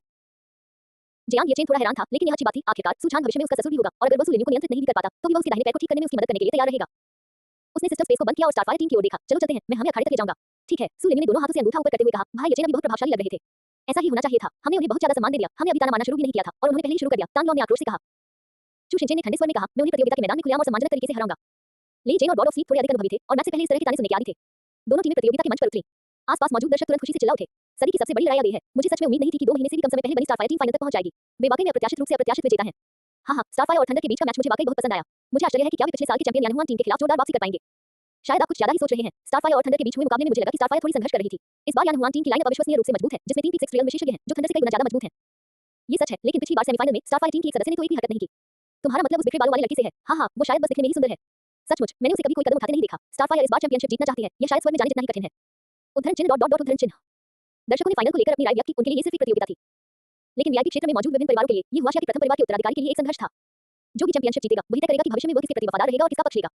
आंकड़ों के अनुसार यानहुआन टीम की ताकत स्टारफायर से कहीं अधिक है। लीग के नियम फिर से बदल गए हैं और स्टारफायर 9 स्तर की जादुई कलाकृतियों का उपयोग नहीं कर सकती है, इसलिए उनके लिए जीतना बहुत मुश्किल होगा। ग्रैंड पेट्रियार्क जियांग किशिन ने अपने हाथ में मौजूद जानकारी को देखा और हल्के से अपना सिर हिलाया। जियांग डोंगियान और झो मिंगयुआन थोड़ा मुस्कुराए। आसपास के परिवारों के लोगों ने भी जियांग किशिन की बातों से सहमति जताते हुए सिर हिलाया। केवल शेन क्विंगयू, तांग वुजी, चू निनफेंग और सु झान अवाक दिखे। वो तुच्छ व्यक्ति फिर से आत्मसंतुष्ट हो रहा था। जियांग येचेन की स्टारफायर टीम को देखने के बाद उन्होंने इस मैच को बिना किसी दबाव के एक निश्चित जीत के रूप में देखा। जल्दी मत बोलो, कहीं ऐसा न हो कि बाद में हारने पर पछताना पड़े। शेन क्विंगयू स्वाभाविक रूप से इसे सहन नहीं कर सकी और व्यंग्यपूर्वक बोली। जियांग डोंगियान स्तब्ध रह गई, भाभी ऐसा हो ही नहीं सकता, हमारी ताकत स्पष्ट है, हम हार नहीं सकते। शेन क्विंगयू ने उसकी ओर आंखें घुमाते हुए कहा, तो बस ध्यान से देखते रहो। उसने जियांग डोंगियान पर ध्यान देना बंद कर दिया, उसकी निगाहें नीचे अखाड़े पर टिक गईं। दोनों टीमें तैयार हैं, अब मैं फाइनल के नियमों की घोषणा करता हूं। मेजबान एक उड़ने वाले यंत्र पर सवार होकर अखाड़े के ऊपर मंडराने लगा। उसकी आवाज गूंज उठी, नियम पिछले मैचों के समान ही हैं, लेकिन दोनों टीमों को एक बार रुकने, रणनीति पर पुनर्विचार करने और सभी के लिए एक अधिक रोमांचक मैच प्रस्तुत करने का अवसर मिलेगा। ठीक है, तो मैं अब और शब्द बर्बाद नहीं करूंगा। 30वें Huaxia team league grand final, Starfire team बनाम यानहुआन टीम, मैच शुरू। अध्याय 111 युद्ध शुरू होता है। प्रत्येक अपनी जादुई शक्तियों का प्रदर्शन करता है। जैसे ही मेजबान ने मैच शुरू होने की घोषणा की, स्टेडियम के ऊपर लगी विशाल एलईडी स्क्रीन चकाचौंध भरी रोशनी से जगमगा उठी। पीक शोडाउन के चारों पात्रों को आकाश में प्रक्षेपित किया गया और दर्शक दीर्घाएं अपने लाल और यानहुआन समर्थन झंडों के साथ दो सेनाओं की टकराव की तरह आमने-सामने खड़ी थी। रेफरी की सीटी बजते ही स्टेडियम के चारों ओर लगी स्क्रीन पर दोनों टीमों की स्पष्ट तस्वीरें दिखाई देने लगी। स्टारफायर टीम और यानहुआन टीम एक दूसरे के आमने-सामने अखाड़े में उतरी, उनकी आंखों में तीव्र शत्रुता भरी हुई थी। यानहुआन टीम के जियांग फैंग ने हाथ हिलाया और उनके साथियों ने तुरंत अपने-अपने निर्धारित स्थान ले लिए। स्टारफायर टीम, आपकी जीत का सिलसिला अब खत्म होता है। उसने धीरे से अपनी उंगलियां चटकाई और उसकी टीम की बड़ी पल भर में एक शानदार सूप में बदल गई। जियांग फैन ने धीरे से अपनी टोपी उतारी, उसे हल्का सा झटका दिया और उसमें से 2 सफेद कबूतर उड़ गए। मेरे जादू के शो का आनंद लें। ये देखकर सु लिन्यू के चेहरे से हमेशा रहने वाली चंचलता गायब हो गई और उसकी जगह आश्चर्यजनक परिपक्वता और स्थिरता आ गई। क्योंकि वो जानती थी कि अब वो यानहुआन टीम की कप्तान है और उसे भाई यचेन के योग्य बनने के लिए इस जिम्मेदारी को निभाना होगा। जियांग फैन, छठी क्षेत्र का शिखर, एसेस ग्रेड प्रतिभा, अजीबोगरीब जादू। चाचा ले, वो अब आपके हैं। कोई बात नहीं। लेन जेन ने अपनी आंतरिक ऊर्जा को हल्के से दबाया और तुरंत ही उसके शरीर में बिजली दौड़ गई। लेन जेन हान, छठी क्षेत्र का शिखर, एसेस ग्रेड प्रतिभा, बर्फ का साम्राज्य। वो आक्रमण का विशेषज्ञ है, नींद का देवता है, आप उसे ले लीजिए। नींद में डूबे हुए नींद के देवता ने आधी बंद आंखों से सिर हिलाया और लेन जेन हान के सामने वाले स्थान पर चले गए। झो यू, लू शेन, झांग वेई। सु लिन्यू ने स्पष्ट रूप से अपना होमवर्क कर लिया था। वो यानहुआन टीम की व्यक्तिगत जानकारी को मुंह जुबानी जानती थी और उसने देखते ही देखते सब कुछ व्यवस्थित कर लिया था। 2 पराजित प्रतिद्वंद्वी 3 पंचम स्तर के साधकों को लेकर आ रहे हैं। क्या आपको लगता है कि आप जीत सकते हैं? जियांग फैन ने उपहास उड़ाते हुए अपनी आस्तीन झटक दी और पल भर में आसमान से ताश के पत्ते बरसने लगे। ले जेन ने जोर से पैर पटका और बिजली की शक्ति तुरंत युद्ध के मैदान में फैल गई, जिससे गिरते हुए ताश के पत्ते चूर-चूर होकर धूल में मिल गए। आंधी का गर्जन, गड़गड़ाहट, बिजली की कड़क से लोगों के कान के पर्दे दुखने लगे और ले जेन की गति बिजली की तरह तेज थी, जिससे उसने पल भर में दूरी कम कर ली। जियांग फैन थोड़ा हैरान था। ले जेन के खिलाफ पिछले मैच में ले जेन ने इतनी तीव्रता नहीं दिखाई थी। उसने अपनी अवमानना को त्यागते हुए भौहें चढ़ाई और धीरे से कहा, क्या आपको यकीन है कि आप मुझ पर, मेरे असली रूप पर हमला कर रहे हैं? जैसे ही उसने बोलना शुरू किया, ले जेन ने एक मुक्का मारा, लेकिन जैसे ही वो जियांग फैन के शरीर को छुआ, वह 3 सफेद कबूतरों में बदल गया और गायब हो गया। तुम अभी बहुत मूर्ख हो। अचानक पीछे से एक आवाज आई और ले जेन की आंखें थोड़ी सी खुल गईं। ये अजीबोगरीब जादू से संबंधित हाथ की सफाई नामक एक क्षमता थी, जो दुश्मन की आंखों को भ्रमित कर सकती थी। ले जेन मुस्कुराया, आंखें उलझन में हैं, तो मैं नहीं देखूंगा। उसके पैरों के पास बिजली की चिंगारियां फैल गईं, जिससे पूरा युद्ध क्षेत्र ढक गया और उसने धीरे-धीरे अपनी आंखें बंद कर ली, अपनी बिजली की शक्ति का उपयोग करके प्रतिद्वंदी को महसूस किया। अगर वह युद्ध के मैदान में नहीं है, तो वह हवा में ही होगा। ले जेन के विचारों में हलचल मच गई, एक जोरदार गड़गड़ाहट हुई और आकाश से बिजली की एक तेज चमक गिरी। जियांग फैन के चेहरे के भाव तुरंत बदल गए और उसने झटपट एक बिजली की छड़ी प्रकट की। बिजली की शक्ति तुरंत छड़ी द्वारा निर्देशित होकर दूसरी जगह मोड़ दी गई। हालांकि भयंकर बिजली गिरने से जियांग फैन की जादुई टोपी जलकर काली पड़ गई। ठीक है, तुम मेरे प्रतिद्वंदी बनने के योग्य हो। ले जेन मुस्कुराए, अगर पिछली बार बॉस की वजह न होती, तो क्या आपको लगता है कि मैं आपसे हार जाती? चलो, अपनी पूरी ताकत का इस्तेमाल करो। मुझे डर है कि तुम्हारा कमजोर शरीर मेरी बिजली जैसी शक्ति को सहन नहीं कर पाएगा। जियांग फैन की आंखें ठंडी थी। जैसे ही उसने धीरे से अपना दाहिना हाथ उठाया, आसपास का दृश्य तुरंत बदल गया। घमंडी, मेरे जादू के मंच पर आओ और शो का आनंद लो। युद्ध के मैदान पर ले जेन और जियांग फैन मानो हवा में गायब हो गए, उनका कोई निशान नहीं बचा। इसी बीच युद्ध के मैदान में 8 लोगों के बीच की लड़ाई भी बेहद भयंकर थी। सु लिन्यू की भौहें लाल रंग की अलग हुई अग्नि से चमक रही थी, जब वह ज्वालाओं से बने एक सिंदूरी पक्षी पर खड़ी थी। अलग-थलग पड़ी आग मैदानों को झुलसा रही है। जैसे ही वह बोली, उसके पैरों के नीचे मौजूद सिंदूरी पक्षी ने एक तीखी चीख निकाली और हवा में बुझी हुई अलग-थलग आग की लपटें उठने लगीं। यानहुआन टीम के सदस्य झो यू मुस्कुराए बिना नहीं रह सके और बोले, मैं मानता हूं कि आपकी ज्वालाएं शक्तिशाली हैं और मेरी लकड़ी तत्व प्रतिभा के विरुद्ध बहुत प्रभावी हैं, लेकिन आपकी 5वें क्षेत्र की शक्ति के साथ मुझे, जो कि छठे क्षेत्र का एक साधक हूं, चुनौती देना थोड़ा अति आत्मविश्वास है। झो यू की आंखों में हरे रंग की एक झलक दिखाई दी और उसके पैरों के पास हरी लताएं एक दूसरे को काटती हुई उसके सामने एक लकड़ी की ढाल का रूप ले रही थी। लेकिन जैसे ही लकड़ी की ढाल अलग हुई आग के संपर्क में आई, वह तुरंत राख में बदल गई और उसने कोई प्रतिरोध नहीं दिखाया। झो यू का दिल चौंक गया और उसने तुरंत अपनी स्थिति को समायोजित करते हुए अलग-अलग गोलीबारी की सीमा से खुद को बचा लिया। ये किस तरह की ज्वालाएं हैं? अपनी चरम छठी श्रेणी की शक्ति के साथ भले ही आग लकड़ी का मुकाबला कर ले, फिर भी उसकी रक्षा प्रणाली तुरंत नष्ट नहीं होनी चाहिए थी। उसकी प्रतिद्वंदी केवल 5वें लोक में थी। सु लिन्यू मुस्कुराई, क्या इससे आपका कोई लेना देना है? वास्तव में उसका हृदय आनंद से भर गया था। उसे कभी उम्मीद नहीं थी कि साधना तकनीक भाई यचेन ने उसे जो शक्ति दी थी, उससे वह अपने से कहीं अधिक उच्चतर स्तर के किसी व्यक्ति की रक्षा पंक्ति को पल भर में ध्वस्त कर सकती थी। जैसा कि एक दिव्य पद से अपेक्षित था, खेती की तकनीक, ये बस बहुत शक्तिशाली थी। तो चलिए देखते हैं कि आप इस दायरे के अंतर के साथ कितने समय तक टिक सकते हैं। झो यू की आंखें सिकुड़ गईं और उनकी पुतलियों का हरा रंग और गहरा हो गया। उसने आमने-सामने की लड़ाई को त्याग दिया और सु लिन्यू की छिटपुट गोलीबारी से बचने का विकल्प चुना और उसे कमजोर करने के लिए लंबी दूरी की लकड़ी के कांटों का इस्तेमाल किया। उनकी बाईं ओर यानहुआन टीम के इकट्ठे करते सदस्य लू शेन ने अपनी गर्दन घुमाई, जिससे एक कामुक मुस्कान प्रकट हुई। मोटे बच्चे, हार मान लो, चाचा की मुट्ठियों में आंखें नहीं होती। तांग लॉन ने अपनी भौहें उठाई, अपने गोल पीठ पर हाथ फेरा, जो सुनहरी रोशनी से ढका हुआ था, और लू शेन की ओर बीच वाली उंगली दिखाई। इधर आ जाओ, अगर तुम मेरी रक्षा पंक्ति तोड़ सकते हो, तो मैं हार जाऊंगा। ठीक है, लू शेन ने अपनी मुट्ठियां खींची, जिससे चटकने की आवाज आई। उसने अपना दाहिना पैर जोर से पटका और बूम की आवाज के साथ एक शक्तिशाली बल ने हवा में ध्वनि विस्फोट उत्पन्न कर दिया। आदिम वज्र ढाल, तांग लॉन ने अपनी साधना तकनीक को पूरी तरह से लागू किया। दायरे के अंतर को देखते हुए वो जरा भी लापरवाही करने का साहस नहीं कर सकता था। लेकिन जैसे ही लू शेन की मुट्ठी उसके चेहरे से सिर्फ 1 सेंटीमीटर दूर थी, वह अचानक रुक गई। उस बल से उत्पन्न तेज हवा के कारण तांग लॉन के बाल बेतहाशा उछलने लगे। हम तांग लॉन अचंभित रह गया और उसने उलझन में पूछा, तुम मुझे क्यों नहीं मार रहे हो? लू शेन ने अपना हाथ पीछे खींच लिया, अपना सिर कुचाया और मुझसे भरी नजर से कहा, क्या तुमने जो कहा उससे मुझे गुस्सा आया? मोटे, आज मैं तुम्हें पीट-पीट कर मांस का टुकड़ा बना दूंगा। तांग लॉन के होंठ फड़क उठे, तुम्हें हद से ज्यादा देरी है, इतना स्पष्ट उकसावा है और तुम अब जाकर प्रतिक्रिया दे रहे हो। इसे लो। लू शेन ने गुस्से में एक मुक्का मारा, जो तांग लॉन के उछलते हुए पेट पर लगा। घंटी बजने जैसी डोंक की आवाज के साथ लू शेन 2 कदम पीछे हट गया। प्रश्नवाचक चिन्ह, प्रश्नवाचक चिन्ह। लू शेन ने अपनी मुट्ठी की ओर देखा, कुछ देर तक उसे घूरता रहा और फिर हैरानी का भाव दिखाया। छोटे मोटे, तुम्हारा पेट इतना सख्त क्यों है? तांग लॉन मुस्कुराया, उसकी आंखें सिकुड़कर पतली लकीरों जैसी हो गईं। स्वर्ग रैंक खेती की तकनीक भाई यचेन ने उसे जो सुरक्षा कवच दिया था, वह सचमुच अजय था, यहाँ तक कि छठे स्तर का साधक भी इसे भेद नहीं सकता था। उसने अपने स्पेस बैग से वह लाउंज चेयर निकाली जो 2 महीने से उसके साथ थी और अपने गोल पीठ पर हाथ फेरते हुए कहा, चाचा जी करते रहिए, मैं इसे बस एक मजाक समझ लूंगा। लू शेन ने पहली बार ऐसा अनुरोध सुना, आगे बढ़ा और तांग लॉन के पेट पर बार-बार घूंसे मारे। लगभग एक दर्जन घूंसे खाने के बाद लू शेन ने आखिरकार प्रतिक्रिया दी और जोर से गाली देते हुए कहा, मोटे बच्चे, तुमने मुझे फिर से उकसाने की हिम्मत कैसे की? ये लो, डोन डोन डोन। घंटी जैसी आवाजों की एक श्रृंखला गूंजी, लेकिन लू शेन की मुखों का तांग लॉन पर कोई असर नहीं हुआ, जिसकी रक्षा शक्ति स्वर्ग को चुनौती देने वाली थी। नीचे बैठे दर्शक स्तब्ध रह गए। अध्याय 112, जब ली जेन मार्शल किंग बनने के लिए सफलता प्राप्त करेगा, तो आप कैसे प्रतिक्रिया देंगे? अरे वाह, स्टारफायर टीम की रणनीति तो कमाल की है। हर कोई यानहुआन टीम के किसी न किसी सदस्य का मुकाबला कर रहा है। वे अच्छे हो सकते हैं, लेकिन क्या आप सभी को ऐसा नहीं लगता कि स्टारफायर टीम को लगातार दबाया जा रहा है और उसने कोई जवाबी हमला नहीं किया है? हाँ, बिल्कुल, युवा मास्टर चुको देखो, एक अद्वितीय तलवारबाज, वह निश्चित रूप से आक्रामक स्वभाव का है। उद्धरण चिन्ह डॉट डॉट उद्धरण चिन्ह। दर्शकों की निगाहें धीरे-धीरे तांग लॉन से हटकर युद्ध मंच के बाईं ओर स्थित चू शिनचेन की ओर चली गईं। चू शिनचेन अपने बाएं हाथ को अपनी तलवार पर टिकाए हुए झांग वेई के सामने खड़ा था, जिसके हाथ में एक काली कटार थी। उसने भावहीन होकर कहा, मेरी तलवार किसी को नहीं काटती, अपना नाम बताओ। झांग वेई ने थोड़ा भौहें चढ़ाते हुए उलझन में पूछा, क्या आपके कप्तान ने अभी मेरा परिचय नहीं कराया? ओह, चू शिनचेन चौंक गया, थोड़ी देर सोचा और फिर बोला, मैं भूल गया। दोबारा कहो। झांग वेई, अगली बार तुम्हें मेरा वार याद आएगा। उसने निरर्थक बातें करना बंद कर दिया। उसकी आकृति एक काली परछाई में बदल गई, जो पानी की तरह जमीन पर फैलकर एक विशाल छाया का रूप ले रही थी। स्विश। चू शिनचेन की तलवार म्यान से बाहर निकली हुई थी, तलवार की ऊर्जा 100 मीटर तक एक दूसरे को काटती हुई बह रही थी। उसने अपनी लंबी तलवार को हल्के से घुमाया और तलवार की ऊर्जा से भरे कई हमले हुए, लेकिन वे घने अंधेरे के बीच से सीधे गुजर गए। हे, अपनी छाया अवस्था में मैं सभी शारीरिक हमलों से प्रतिरक्षित हूं। चू शिनचेन के कानों में एक धीमी आवाज सुनाई दी। उसकी आंखें सिकुड़ गईं। उसने अपनी लंबी तलवार के बाहरी हिस्से से तलवारबाजी का करतब दिखाया, तलवार को अपनी पीठ के पीछे रखा, तलवार निकालने के लिए अपना दाहिना पैर आगे बढ़ाया, फिर तेजी से घूमकर तलवार से वार किया। क्लैंग। तलवार की नोक झांग एक छायादार खंजर से टकराई, जिससे एक तीखी धातु ध्वनि निकली और चिंगारियां उड़ने लगी। आपसी बल के दबाव में दोनों पक्षों ने एक कदम पीछे हट गए। आपकी प्रतिक्रिया अच्छी है, लेकिन आपका स्तर बहुत कम है। अंततः आप मेरे मुकाबले के नहीं हैं। झांग एक बार फिर अपनी गुप्त अवस्था में प्रवेश कर गया और अवसर की प्रतीक्षा करने लगा। चू शिनचेन की भौहें धीरे-धीरे सिकुड़ गईं। उसने तलवार ऊर्जा को मुक्त किया और उसे अपने चारों ओर संघनित करके तलवार ऊर्जा का एक भंवर बना लिया, जो पास आने वाले किसी भी व्यक्ति को चीर-फाड़ कर देगा। इसका उद्देश्य पीछे से होने वाले हमले से बचाव करना था, लेकिन ऐसा करने में वह निष्क्रिय अवस्था में आ गया। झांग ने अपने छाया रूप में हमलों को अनदेखा कर दिया, इसलिए वह केवल झांग की कमजोरी प्रकट होने का इंतजार कर सकता था। इससे दर्शकों ने सिर हिलाकर हैरानी जताई। ये भी काम नहीं कर रहा है, यह अभी भी निष्क्रिय रक्षा है, जिसमें जवाबी हमला करने की कोई क्षमता नहीं है। तुम बस बड़ी-बड़ी बातें कर रहे हो। सू मैडम और बाकी दोनों 5वें स्तर पर हैं। छठे स्तर के किसी व्यक्ति से बचाव कर पाना ही अपने आप में एक अद्भुत बात है। बिल्कुल सही, अगर तुम वहां गए तो एक ही राउंड में बाहर हो जाओगे। यहाँ शिकायत करने की तुम्हारी हिम्मत कैसे हुई? लेकिन अगर यही सिलसिला जारी रहा तो स्टारफायर टीम की हार तो तय है। ओह हाँ, क्या स्टारफायर टीम में भी कोई ऐसा व्यक्ति नहीं है जिसके पास छठे दायरे की शक्ति हो? ओह, ये तो नींद के देवता हैं, मून फीनिक्स टीम के। लेकिन पिछली लीगों में उन्हें ज्यादा हरकतें करते नहीं देखा गया था। मैंने सुना है कि सोते समय वे बहुत शक्तिशाली हो जाते हैं। उद्धरण चिन्ह डॉट डॉट डॉट उद्धरण चिन्ह। दर्शकों की निगाहें एक बार फिर युद्ध मंच के केंद्र पर टिक गईं। जब हम अभी भी प्रशिक्षण केंद्र में थे, तब मैंने सुना था कि आप सोते समय लोगों को मार डालते थे और आप बहुत ताकतवर थे। बर्फ की कवच से ढके लेन जेंघा ने मुस्कुराते हुए बात की। नींद के देवता ने अपने बिखरे बालों को खुजाया और नींद से भरे चेहरे के साथ सिर हिलाया। मुझे नींद नहीं आ रही है, हालांकि मैं अभी लोगों को नहीं मारूंगा, लेकिन मैं उस शक्ति को नियंत्रित नहीं कर सकता। चलिए शांतिपूर्वक मिलजुल कर रहें। रणनीतिक रूप से अभी मेरी बारी नहीं आई है, उसने जम्हाई लेते हुए कहा। लेन जेंघान की आंखें थोड़ी सिकुड़ गईं। क्या मैं तुम्हारे लिए पहल करने लायक नहीं हूं? तुम मुझे नीचा समझते हो? हम। नींद के देवता चौंक गए और जल्दी से अपना हाथ हिलाते हुए सिर झटक दिया। नहीं, नहीं, मैं सचमुच सोना नहीं चाहता। मुझे डर है कि कहीं अनजाने में दूसरों को चोट न पहुंच जाए। लेन जेंघान ने तिरस्कारपूर्वक नाक सिकुड़ी। उसके दाहिने हाथ में बर्फ की शक्ति समाहित हो गई और धीरे-धीरे एक बर्फीला भाला प्रकट हो गया। अगर तुम सोना नहीं चाहते, तो मैं तुम्हें पहले ही खत्म कर दूंगा। उसने अपना भाला घुमाया और आकाश बर्फ और हिमपात से कांपने लगा। नींद के देवता ठंड से कांप रहे थे। उन्होंने अपनी बाहों को गले लगा लिया था, लेकिन उनकी उम्मीदें थोड़ी कम हो गई थी। वह वास्तव में अपने बॉस द्वारा दिए गए ड्रीम स्टोन पर भरोसा कर सकता था, जिसकी मदद से वह सो जाता था और सीधे मैच जीत जाता था। लेकिन वह अपने दिल में जानता था कि भले ही वह सोने के बाद अपने शरीर को नियंत्रित कर ले, लेकिन वह उस भयानक शक्ति को नियंत्रित नहीं कर पाएगा। वह खंडहरों से निकली एक रहस्यमयी शक्ति थी और उसे विश्वास नहीं था कि वह उसे नियंत्रित कर पाएगा। अगर उसने अनजाने में किसी को मार दिया, तो ये पाप होगा। नींद के देवता ने धीरे से छठे रैंक के टेलीपोर्टेशन ताबीजों का एक ढेर निकाला। उन्होंने अपने बॉस से इन्हें मांगा था। शुरू में उन्हें बस कुछ ही चाहिए थे, लेकिन उसके बॉस की उदारता ने उसे पूरी तरह से चौंका दिया और उस दिन उसकी नींद गायब हो गई। उन्हें 3000 से अधिक छठे रैंक के टेलीपोर्टेशन ताबीज दिए गए, जिनमें से प्रत्येक की कीमत 10 लाख थी। ये भाला लो। लेन जेंघान का बर्फीला भाला चला और आकाश में फैली बर्फ और हिमपात एक बर्फीले तूफान में बदल गया, जिससे लोगों के चेहरे झुलसने लगे। नींद के देवता ने सीधे एक टेलीपोर्टेशन ताबीज को सक्रिय किया और अपने मूल स्थान से गायब हो गए। लेन जेंघान चुप गया, थोड़ा चौंक गया। छठे रैंक का टेलीपोर्टेशन ताबीज, इतनी महंगी चीज, और तुम इसका इस्तेमाल मेरे हमलों से बचने के लिए कर रहे हो। कितनी फिजूल खर्ची है। लेन जेंघान ने अपना सिर हिलाए बिना नहीं रह सका। ताबीज बनाने वालों के अस्तित्व के कारण प्रतियोगिता में ताबीज के उपयोग पर कोई प्रतिबंध नहीं था, लेकिन ताबीज बहुत महंगे होते थे और आमतौर पर उन्हें इस तरह बर्बाद नहीं किया जाता था। उसने अपना भाला घुमाया, देखते हैं इस बार तुम कैसे बचते हो। लेकिन अगले ही पल नींद के देवता की आकृति फिर से चमक उठी और भाले के हमले से बच गई। लेन जेंघान स्तब्ध रह गया। उसने भौहें चढ़ा ली और हमला जारी रखा। लेकिन नींद के देवता के टेलीपोर्टेशन ताबीजों की कोई सीमा नहीं थी। सैकड़ों हमलों के लिए उसने सैकड़ों टेलीपोर्टेशन ताबीजों का इस्तेमाल किया। वह पूरी तरह से अचंभित रह गया। तुम्हारे पास टेलीपोर्टेशन ताबीज कितने हैं? मुझे गिनने दो। नींद के देवता ने अपने हाथ में रखे ताबीजों के ढेर को पलटते हुए अपनी उंगली को जीभ से गीला किया। 1 2 3 100 उद्धरण चिन्ह डॉट डॉट डॉट उद्धरण चिन्ह। लेन जेंघान चुप हो गया। मंच के नीचे बैठे दर्शक भी सन्नाटे में डूब गए। मैं तो भड़क रहा हूं। तुम इस तरह से 10 लाख की कीमत वाला छठे रैंक का टेलीपोर्टेशन ताबीज इस्तेमाल कर रहे हो। मुझे अब ऐसा लगने लगा है कि यह प्रतियोगिता इस बारे में है कि किसके पास ज्यादा पैसा है, न कि इस बारे में कि किसके पास ज्यादा ताकत है। ये तो हद से ज्यादा खर्चा है। एक ही मैच में सैकड़ों रैंक 6 टेलीपोर्टेशन ताबीजों का इस्तेमाल करना। अगर आपको इनकी जरूरत नहीं है, तो मुझे दे दीजिए। ये तो कुत्ते को खिलाने जैसा है। अगर यह खर्चीला हुआ तो क्या होगा? स्टारफायर टीम की रणनीति इतनी निष्क्रिय है कि हारना तो बस समय की बात है। उद्धरण चिन्ह डॉट डॉट डॉट उद्धरण चिन्ह। बहुत से लोग मन ही मन इस दृष्टिकोण से सहमत थे। मैच शुरू होने के बाद स्टारफायर टीम निष्क्रिय रक्षात्मक मुद्रा में थी। विशेष रूप से 5वें क्षेत्र में मौजूद तीनों टीमों के सामने इतने बड़े अंतर को देखते हुए उन्होंने कोई जवाबी हमला नहीं किया, बल्कि अवसर की प्रतीक्षा की। लेकिन पिछली लीग की चैंपियन यान हुआन टीम स्टारफायर टीम के सामने अपनी कमजोरी कैसे उजागर कर सकती थी? मैच का नतीजा पहले से ही स्पष्ट था। स्टारफायर टीम केवल समय बिताने की कोशिश कर रही थी ताकि कुछ गरिमा के साथ हार सके। इस संबंध में वीआईपी सेक्शन में मौजूद विभिन्न परिवारों के लोग स्टारफायर टीम के प्रदर्शन को देखकर हैरान और अचंभित थे। वे चौंक गए क्योंकि अपनी पार्टी दृष्टि से वे एक नजर में ही बता सकते थे कि स्टारफायर टीम के सदस्यों द्वारा उपयोग की जाने वाली सभी साधना तकनीकें स्वर्ग स्तर की थीं। खेती की तकनीकें, सूर्यनियों की साधना तकनीक भी स्वर्ग स्तर से परिप्रतीत होती थी। साथ ही नींद के देवता द्वारा हमलों से बचने के लिए छठे रैंक के टेलीपोर्टेशन ताबीज का उपयोग करने के कारण वे जियान परिवार की समृद्ध विरासत पर आश्चर्यचकित हुए बिना नहीं रह सके। फाइनल जीतने के लिए उन्होंने हेवन रैंक को मैदान में उतारने में जरा भी संकोच नहीं किया। साधना तकनीकें, इससे पता चलता है कि जियान जेंटियन अपने बेटे को उत्तराधिकारी के रूप में स्थापित करने के लिए कितना बलिदान देने को तैयार था। हालांकि यह अफसोस की बात थी कि विशाल दायरे के अंतर के कारण स्टारफायर टीम निष्क्रिय रूप से बचाव कर रही थी और उसके जीतने की कोई संभावना नहीं थी। ऐसा प्रतीत होता है कि जियान फैंग भविष्य में निश्चित रूप से जियान परिवार का उत्तराधिकारी बनेगा। उन्हें बाद में उसे दोस्ती करने पर विचार करना चाहिए।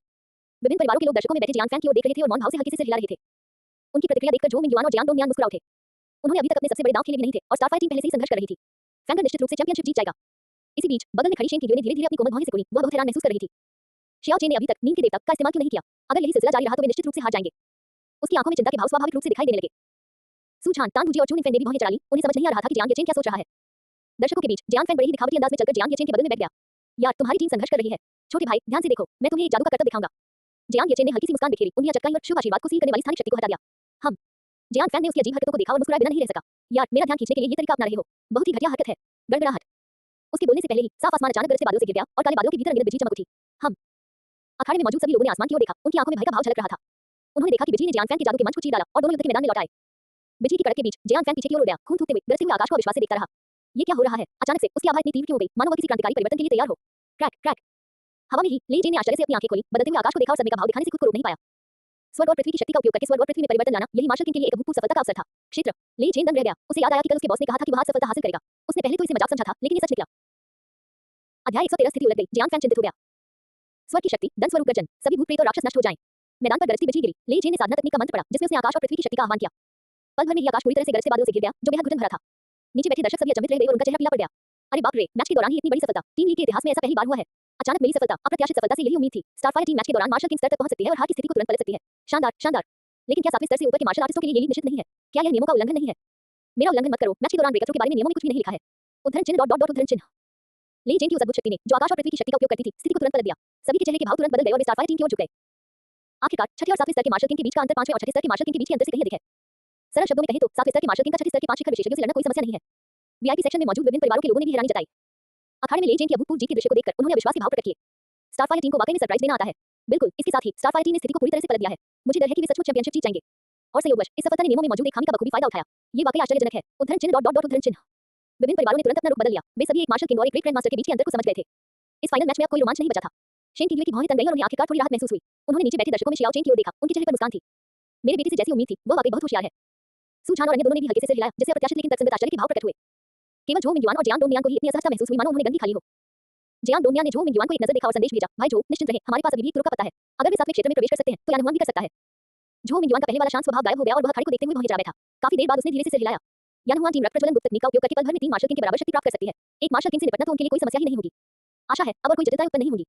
झो मिंगयुआन ने धीरे-धीरे अपनी मुट्ठी भींची और नीचे के अखाड़े को ध्यान से देखने लगा। इस समय ली जेन की सफलता में कोई बाधा नहीं थी और अविश्वसनीय रूप से अच्छे भाग्य के कारण वह सफलतापूर्वक आगे बढ़ गया। वो स्वयं भी बेहद आश्चर्यचकित था। ऐसी अफवाह थी कि मार्शल किंग की उपाधि प्राप्त करना अत्यंत कठिन था और आकाश और पृथ्वी की शक्ति को अपने उपयोग के लिए जुटाने में बार-बार प्रयास करने पड़ते थे। लेकिन उन्हें सिर्फ एक ही प्रयास में सफलता मिल गई। ली जेन ये देखकर आश्चर्यचकित रह गया कि उसका भाग्य सचमुच असीम था। क्या बॉस को भविष्य बताना आता है? आज तो मेरी किस्मत ही चमक गई और वो भी इतनी आसानी से। उसने मन ही मन कहा। मार्शल किंग बनने पर अंकल ली को बहुत-बहुत बधाई।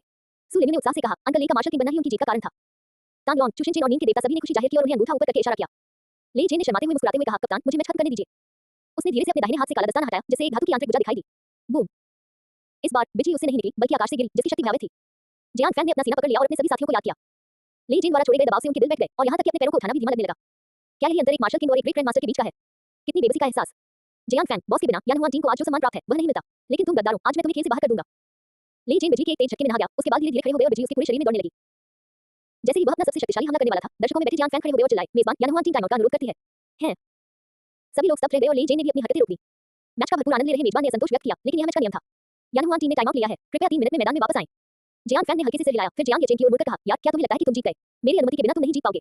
उसके पास अभी भी ब्लड बनिंग सीक्रेट टेक्निक तुरुप के पत्ते के रूप में मौजूद थी। उसे विश्वास नहीं था कि स्टारफायर टीम का एक मार्शल किंग 3 मार्शल किंग को हरा सकता है।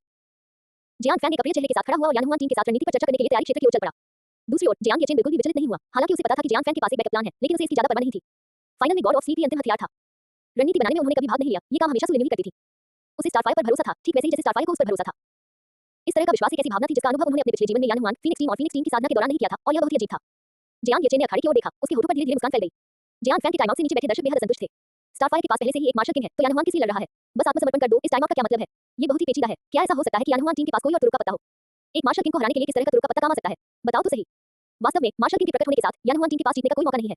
ये टाइम आउट बेकार है। उद्धरण चिन्ह डॉट डॉट डॉट उद्धरण चिन्ह।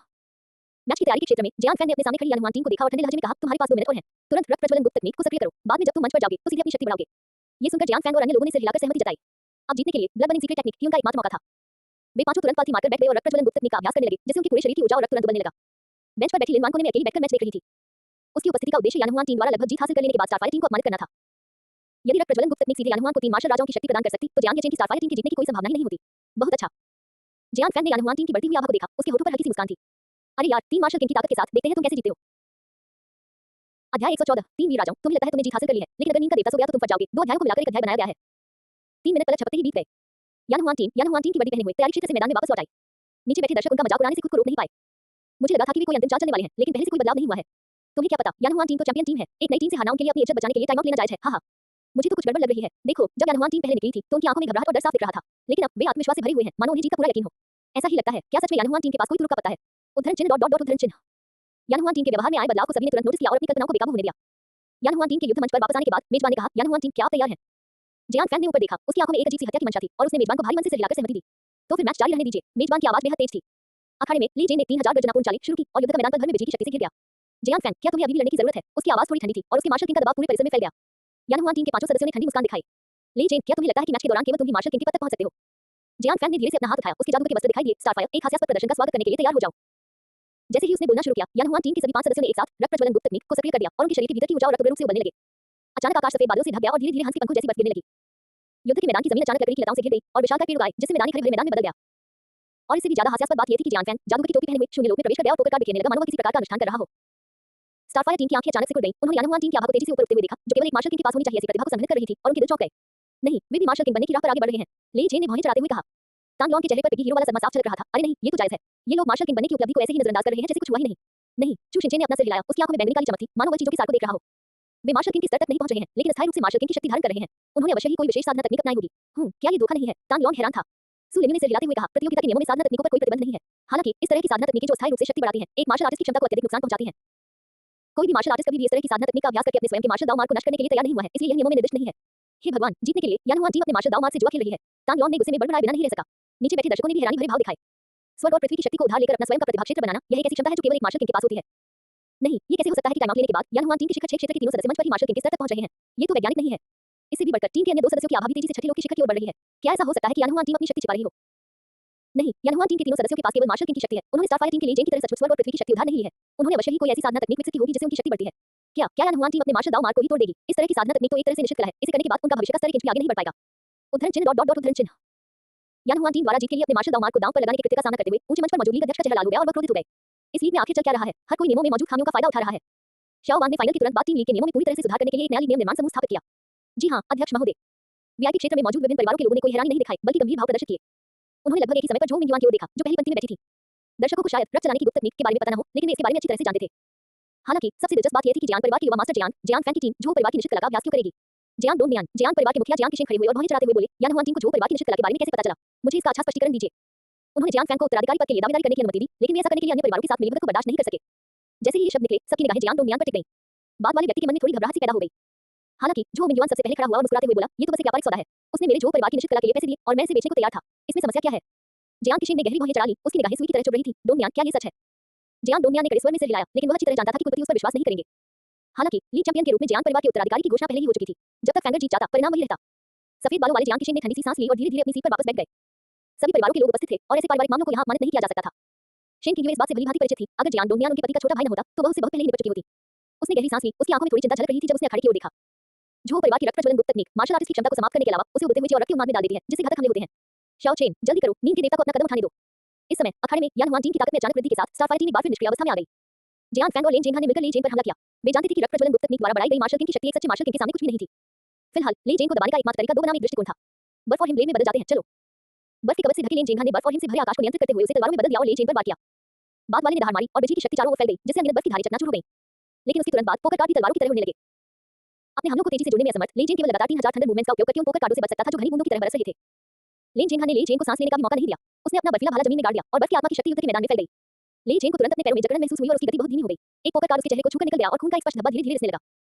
उसने निर्णायक रूप से अपनी यांत्रिक ऊर्जा को उठाया, जो बिजली की शक्ति से भरपूर थी, और अपनी मुट्ठी जमीन पर पटकी। भयंकर बिजली ने बर्फ के क्षेत्र को चकनाचूर कर दिया, जिससे जियान फैंग और लेन जेन के समन्वित संयोजन में अस्थायी रूप से बाधा उत्पन्न हुई। ले जेन हौंफ रहा था, अपने समान शक्ति वाले दो विरोधियों का सामना करते हुए। वह स्पष्ट रूप से तनाव महसूस कर रहा था। उसके कप्तान और बाकी लोगों का क्या? उसने पीछे खड़े अपने साथियों की ओर देखा। उसने देखा कि अचानक शक्तिशाली और बलवान बन चुके लू शेन के एक मुक्के से तांग लॉन का आत्मविश्वासपूर्ण बचाव चकनाचूर हो गया। हे भगवान, तुम अचानक इतने उग्र कैसे हो गए? तांग लॉन ने मुंह से खून थूका और युद्ध के मैदान के किनारे की ओर पीछे की ओर उड़ गया। लू शेन ने मुट्ठी भींचते हुए कहा, मोटे ताजे, तुम्हें किसने कहा था कि मुझे उकसाओ? यही नतीजा है। जैसे ही वह बोल रहा था, उसकी मुट्ठी फिर से तन गई। लेकिन जैसे ही उसकी मुट्ठी जमीन पर लगने वाली थी, वह अचानक रुक गई और उसने आश्चर्य से कहा, छोटे मोटे, क्या तुम अभी मेरी बहादुरी की तारीफ कर रहे थे? हाँ हाँ, तुम्हें कैसे पता चला कि मैं एक ताकतवर आदमी हूँ? लू शेन ने तांग लॉन के सामने आत्मविश्वास से अपनी मांसपेशियों का प्रदर्शन किया। उद्धरण चिन्ह उद्धरण चिन्ह। तांग लॉन ने अपना पेट पकड़ लिया, उसे बेहद मतली महसूस हो रही थी। दोनों लोगों के बीच का अंतर पहले से ही बहुत बड़ा था और लू शेन की शक्ति में अचानक वृद्धि होने के बाद आदिम वज्र ढाल दिया उसके विरुद्ध रक्षा करने में सक्षम नहीं रह गई थी। तांग लॉन के हाथ कांप रहे थे क्योंकि उसने अपने पूरे शरीर को ढकने के लिए एक सुनहरी रोशनी डाली और चू शिनचेन की ओर देखा, जो उसके बगल में एक भयंकर संघर्ष में लगा हुआ था।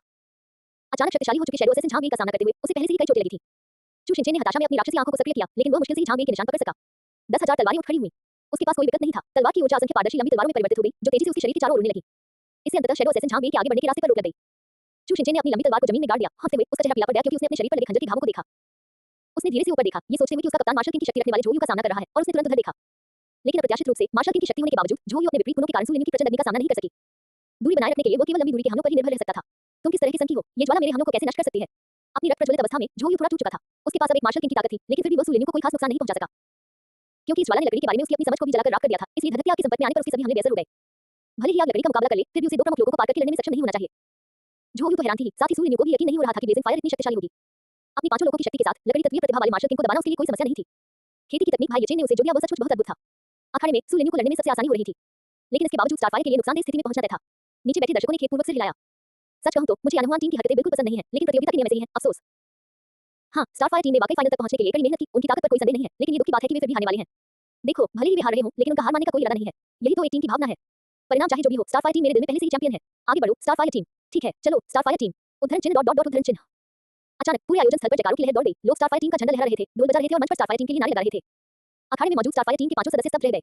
नीचे मौजूद दर्शकों की जयकार सुनकर उनका दिल अनायास ही भावुक हो गया। हार का सामना करते हुए भी स्टारफायर के साथ अभी भी लोग थे जो उनका समर्थन कर रहे थे।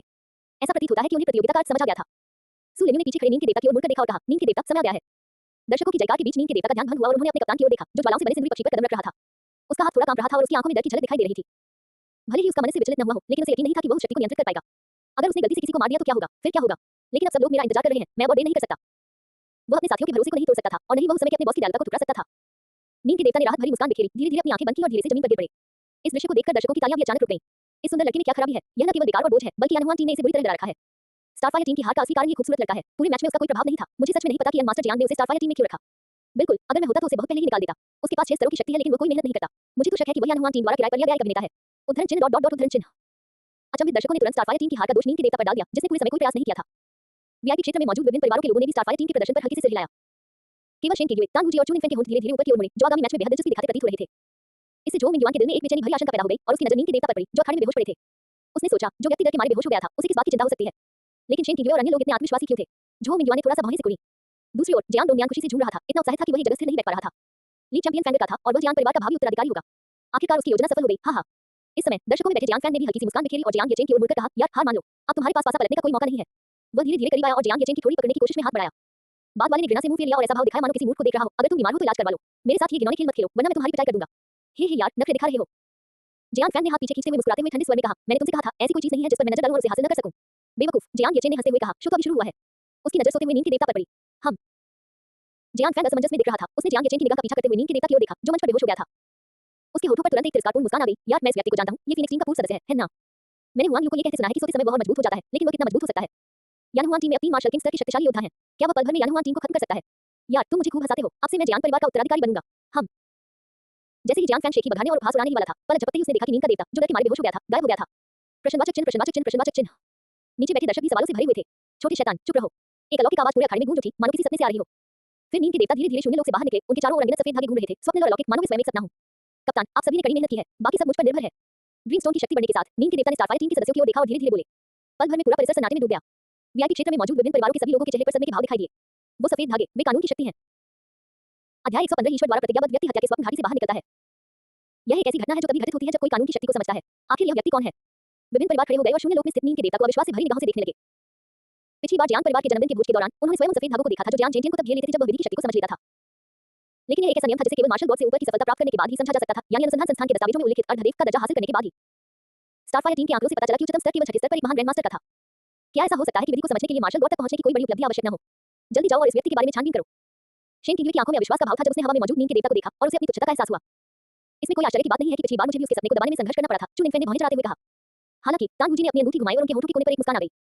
पिछली बार मुझे यकीन नहीं था कि यह तुम ही थे, लेकिन अब मुझे पूरी तरह से यकीन हो गया है। उसने सोचा, मानो वह नीम के देवता की स्थिति से अवगत हो। सुझान ने उन तीनों की ओर देखा, क्या तुम्हें पहले से ही पता था? चुन इनफेन ने सिर हिलाते हुए कहा, पिछली बार जिज्ञासावश हम स्टारफायर के प्रशिक्षण केंद्र पर गए थे और संयोग से हमें वह सोते हुए मिल गया। सुझान जब सुन रहा था तो उसे लगा कि नीम के देवता की क्षमता कुछ जानी पहचानी सी है, जैसे उसने इसके बारे में कहीं सुना हो, लेकिन उसे याद नहीं आ रहा था कि कहां। उसने सिर हिलाते हुए आह भरी और कहा, वह शायद सीधा साधा नहीं है। सभी लोग नीम के देवता को देखकर चकित थे, जो मार्शल गॉड स्तर तक पहुंचे बिना ही विधि को समझ सकते थे, सिवाय जियांग डोंगयान और जो मिंगयुआन के, जो अचंभित दिख रहे थे। वे हार गए थे, उनकी योजना पूरी तरह विफल हो गई थी। दर्शकों के बीच जियांग फैन दबाव बैठा था, बिना एक शब्द बोले हवा में मंडराते हुए नीम के देवता को घूर रहा था। उन्हें ये समझ नहीं आ रहा था कि बचपन से ही कड़ी मेहनत करने वाले, हमेशा सक्रिय रूप से सीखने और प्रशिक्षण लेने के इच्छुक व्यक्ति के साथ ऐसा क्यों हो रहा है, चाहे वह खेती हो या पारिवारिक व्यवसाय। जियांग येचेन, जिसकी प्रतिभा उससे कम थी, जिसने उसकी जितनी मेहनत नहीं की, जिसने एक महिला के लिए 4 साल बर्बाद किए और जो अभी भी हर दिन काम में लापरवाही करता था, वह उसके खिलाफ कैसे जीत सकता था? वह मुझसे कैसे जीत सकता है? वह मुझसे कैसे जीत सकता है? मैंने उससे सैकड़ों गुना ज्यादा मेहनत की, इतने लंबे समय तक सावधानीपूर्वक योजना बनाई, मैं क्यों हारूं? जियांग फैन ने धीरे-धीरे अपनी मुट्ठियां भींच लीं, उसकी आंखें लाल हो गईं और उसके चेहरे पर अनिच्छा के भाव स्पष्ट थे। लेकिन विधि की शक्ति रखने वाला नीम का देवता वैसा व्यक्ति नहीं था जिसका सामना यानहुआन टीम कर सके। उनके पास तो उसका सामना करने की योग्यता भी नहीं थी। जियांग फैन ने धीरे-धीरे अपना सिर नीचे किया और अपने होठों को तब तक काटा जब तक कि खून न निकलने लगा। वाह, तुम जीत गए। उसने एक वाक्य बोला, खड़ा हुआ और लड़खड़ाते हुए दर्शकों से दूर चला गया। जियांग येचेन ने उसकी बात सुनी, अपना सिर घुमाया और उसे दर्शकों के बीच से जाते हुए देखा। उसने बेबसी से अपना सिर हिलाया, इस बात की परवाह किए बिना उसका एक छोटा चचेरा भाई उत्तराधिकारी बनने के बाद से ही उससे प्रतिस्पर्धा कर रहा था, यहां तक कि खुद से यह अपेक्षा भी रखता था कि उसे जीतना ही होगा। एक दिमागी तौर पर निष्क्रिय और दबंग सीईओ भला कैसे हार सकता है? जियांग येचेन ने आंख भरी, कानून से घिरे हुए नीम के देवता की ओर देखा, उसकी आंखों में आश्चर्य की एक झलक दिखाई दी। मार्शल गॉड तक पहुंचे बिना कानून को समझना, खुद के अलावा जिसके पास धोखा देने की शक्ति थी, क्या नीम का देवता भी ऐसा कर सकता था? जियांग येचेन को इस बात को लेकर और भी ज्यादा जिज्ञासा होने लगी कि नीम के देवता ने अपने अतीत में क्या-क्या अनुभव किया था। मैं उनसे ठीक से पूछने का मौका ढूंढूंगा। मैदान पर, हे भगवान, कानून की शक्ति, तांग लॉन ने दूध के ड्रैगन नीम वाला चेहरा बनाते हुए कहा। सु लिन्यू और चू शिनचेन भी एक पल के लिए स्तब्ध रह गए। उन्होंने सोचा था कि नीम का देवता शक्तिशाली है, लेकिन उन्होंने ये कल्पना नहीं की थी कि वह सोते समय इतना शक्तिशाली हो सकता है। पिछली बार जियांग परिवार के जन्मदिन के भोज के बाद उन्हें मार्शल गॉड से ऊपर पहुंचने के लिए विधि को समझने की आवश्यकता के बारे में कुछ समझ प्राप्त हुई थी। लेकिन नीम के देवता ने नियम को कैसे समझा जबकि वह अभी तक युद्ध देवता के स्तर तक भी नहीं पहुंचा था। कानून क्या है? ले जेन पूरी तरह से हैरान था। तांग लॉन ने निराशा से कहा, ये तो केवल मार्शल गॉड से ऊपर की सफलता प्राप्त करने के बाद ही संभव है। मैंने कभी कल्पना भी नहीं की थी कि नींद का देवता इतना शक्तिशाली होगा। ले जेन की आंखें आश्चर्य से चौड़ी हो गईं जब उसने नींद के देवता को हवा में देखा। इस समय नींद के देवता का सामान्य अस्त व्यस्त रूप नहीं था, इसके बजाय वे स्वप्न नीले रंग के प्राचीन वस्त्र में अत्यंत सुंदर प्रतीत हो रहे थे। लेकिन उन आंखों में हिंसक नरसंहार का संकेत झलक रहा था। एक साथ हमला करो। यानुआन टीम ने बिना किसी भय के सोते हुए नींद के देवता को देखा। क्योंकि अपनी स्थिति के कारण वे युद्ध देवता से ऊपर वालों के लिए कानून की अवधारणा को समझ ही नहीं सकते थे। अज्ञानता परमानंद है। जियान फैन ने अपनी जादूगर की टोपी उतार दी और शून्य लोक में एक आभासी जादुई मंच उभराया जिस पर कई सफेद कबूतर फड़फड़ा रहे थे। लेन जिनहा ने बर्फ का एक भाला उछाला और बर्फ और हिम से भरा आकाश उस भाले में समाहित हो गया, जिससे वो तुरंत धीरे-धीरे बढ़ने लगा और आकाश और सूर्य को ढक लिया। लकड़ी का पिंजरा। झोंगयू ने अपने डोमेन का विस्तार किया और लताएं अत्यंत तीव्र गति से बढ़ने लगी, जमीन को सहारा बिंदु के रूप में उपयोग करते हुए नींद के देवता के चारों ओर एक पिंजरा बुन दिया। झांग ने अपनी छाया अवस्था में प्रवेश किया और पीठ में छुरा घूमने का प्रयास किया। लू शेन ने अपनी पूरी ताकत का इस्तेमाल करते हुए हवा में ही मिसाइल की तरह नींद के देवता की ओर छलांग लगाई। नींद के देवता ने बिना किसी घबराहट के सब कुछ देखा। जैसे ही उसने अपना हाथ उठाया, उसके चारों ओर कानून की शक्ति धीरे-धीरे केंद्रित होने लगी। सभी लोगों को देखो, सब कुछ एक सपना है। नींद के देवता ने उंगली उठाई और यानुआन टीम के सभी हमले एक सपने की तरह गायब हो गए। सभी घटनाएं भ्रम के समान हैं। नींद के देवता ने एक बार फिर महान स्वप्न सूत्र का मंत्रोच्चार किया और जैसे ही शब्द समाप्त हुए, यानुआन टीम के सभी पिछले हमले फिर से प्रकट हो गए। हालांकि इस बार उन्हें नींद के देवता ने मुक्त किया था। सभी कर्म क्षणभंगुर हैं, यही जन्म और मृत्यु का नियम है। जब जन्म और मृत्यु का अंत हो जाता है, तब निर्वाणी आनंद है। जैसे ही नींद के देवता ने अपना हाथ हिलाया, यानुआन टीम की तुलना में 100 गुना अधिक शक्तिशाली हमले उनकी ओर बढ़ गए। जियान फैन और अन्य लोगों की आंखें पल भर में चौड़ी हो गईं और जैसे ही वे तेजी से बचने और चकमा देने वाले थे, उनकी चेतना मानो सपनों की अथाह गहराई में गिर गई और वे कोई तर्कसंगत निर्णय लेने में असमर्थ हो गए। दरअसल मार्शल गॉड दायरे में मौजूद लोगों को छोड़कर पूरे अखाड़े में लगभग सभी लोग स्वप्नलोक में चले गए। ये तो बुरा है, कुछ तो होने वाला है। वीआईपी क्षेत्र से सबसे पहले चुनिंग फैन बाहर निकला और उसने एक मार्शल गॉड के रूप में अपनी दिव्य शक्ति का प्रयोग करते हुए नींद के देवता के सभी हमलों को विफल कर दिया। तान गुजी और सुझान उनके पीछे पीछे चल रहे थे और नीचे बैठे दर्शकों को सपनों की दुनिया में खोते देख वे थोड़ा भौहें चढ़ा रहे थे। स्टारफायर मैच जीत चुकी है, फिर हत्या का सहारा क्यों लेना? चुनिंग फैन ने ठंडे लहजे में कहा। नींद के देवता के अभी किए गए हमले ने निसंदेह यानुआन टीम को धूल के सिवा कुछ भी नहीं छोड़ा होगा। नींद के देवता की कलाई पर मौजूद ब्रिमस्टोन से नीली रोशनी चमकी और उसकी खूनी आंखों में स्पष्टता की एक झलक दिखाई दी।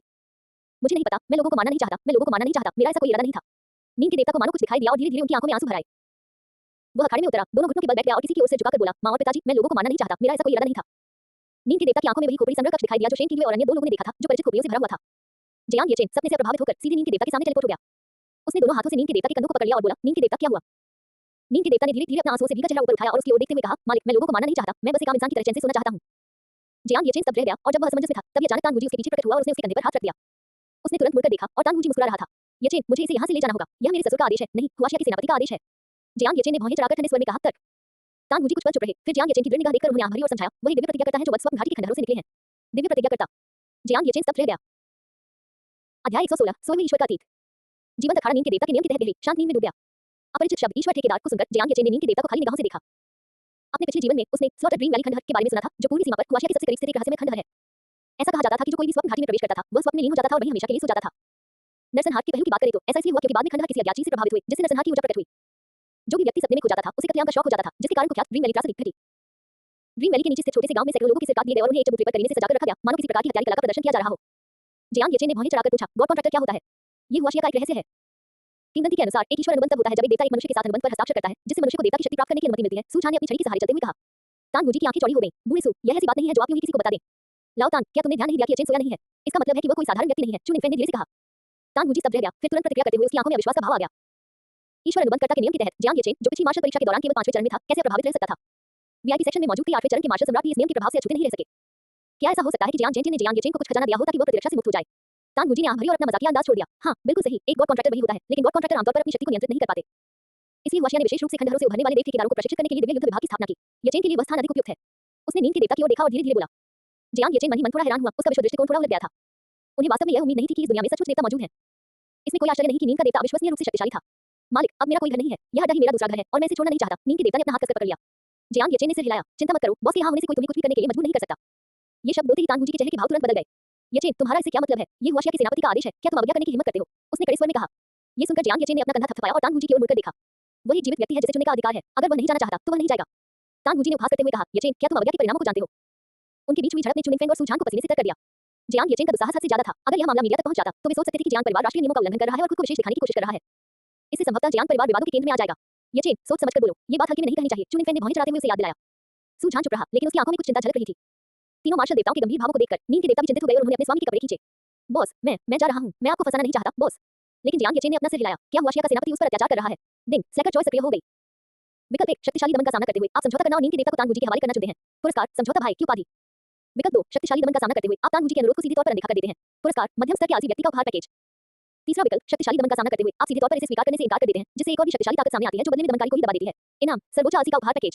जियांग येचेन ने अपने सामने मौजूद 3 विकल्पों को देखा और उसकी आंखों में हल्की सी चमक आ गई। एक बार फिर सर्वोच्च स्तर का विकल्प। लेकिन यह विकल्प उनके इरादों के लिए भी पूरी तरह से उपयुक्त था।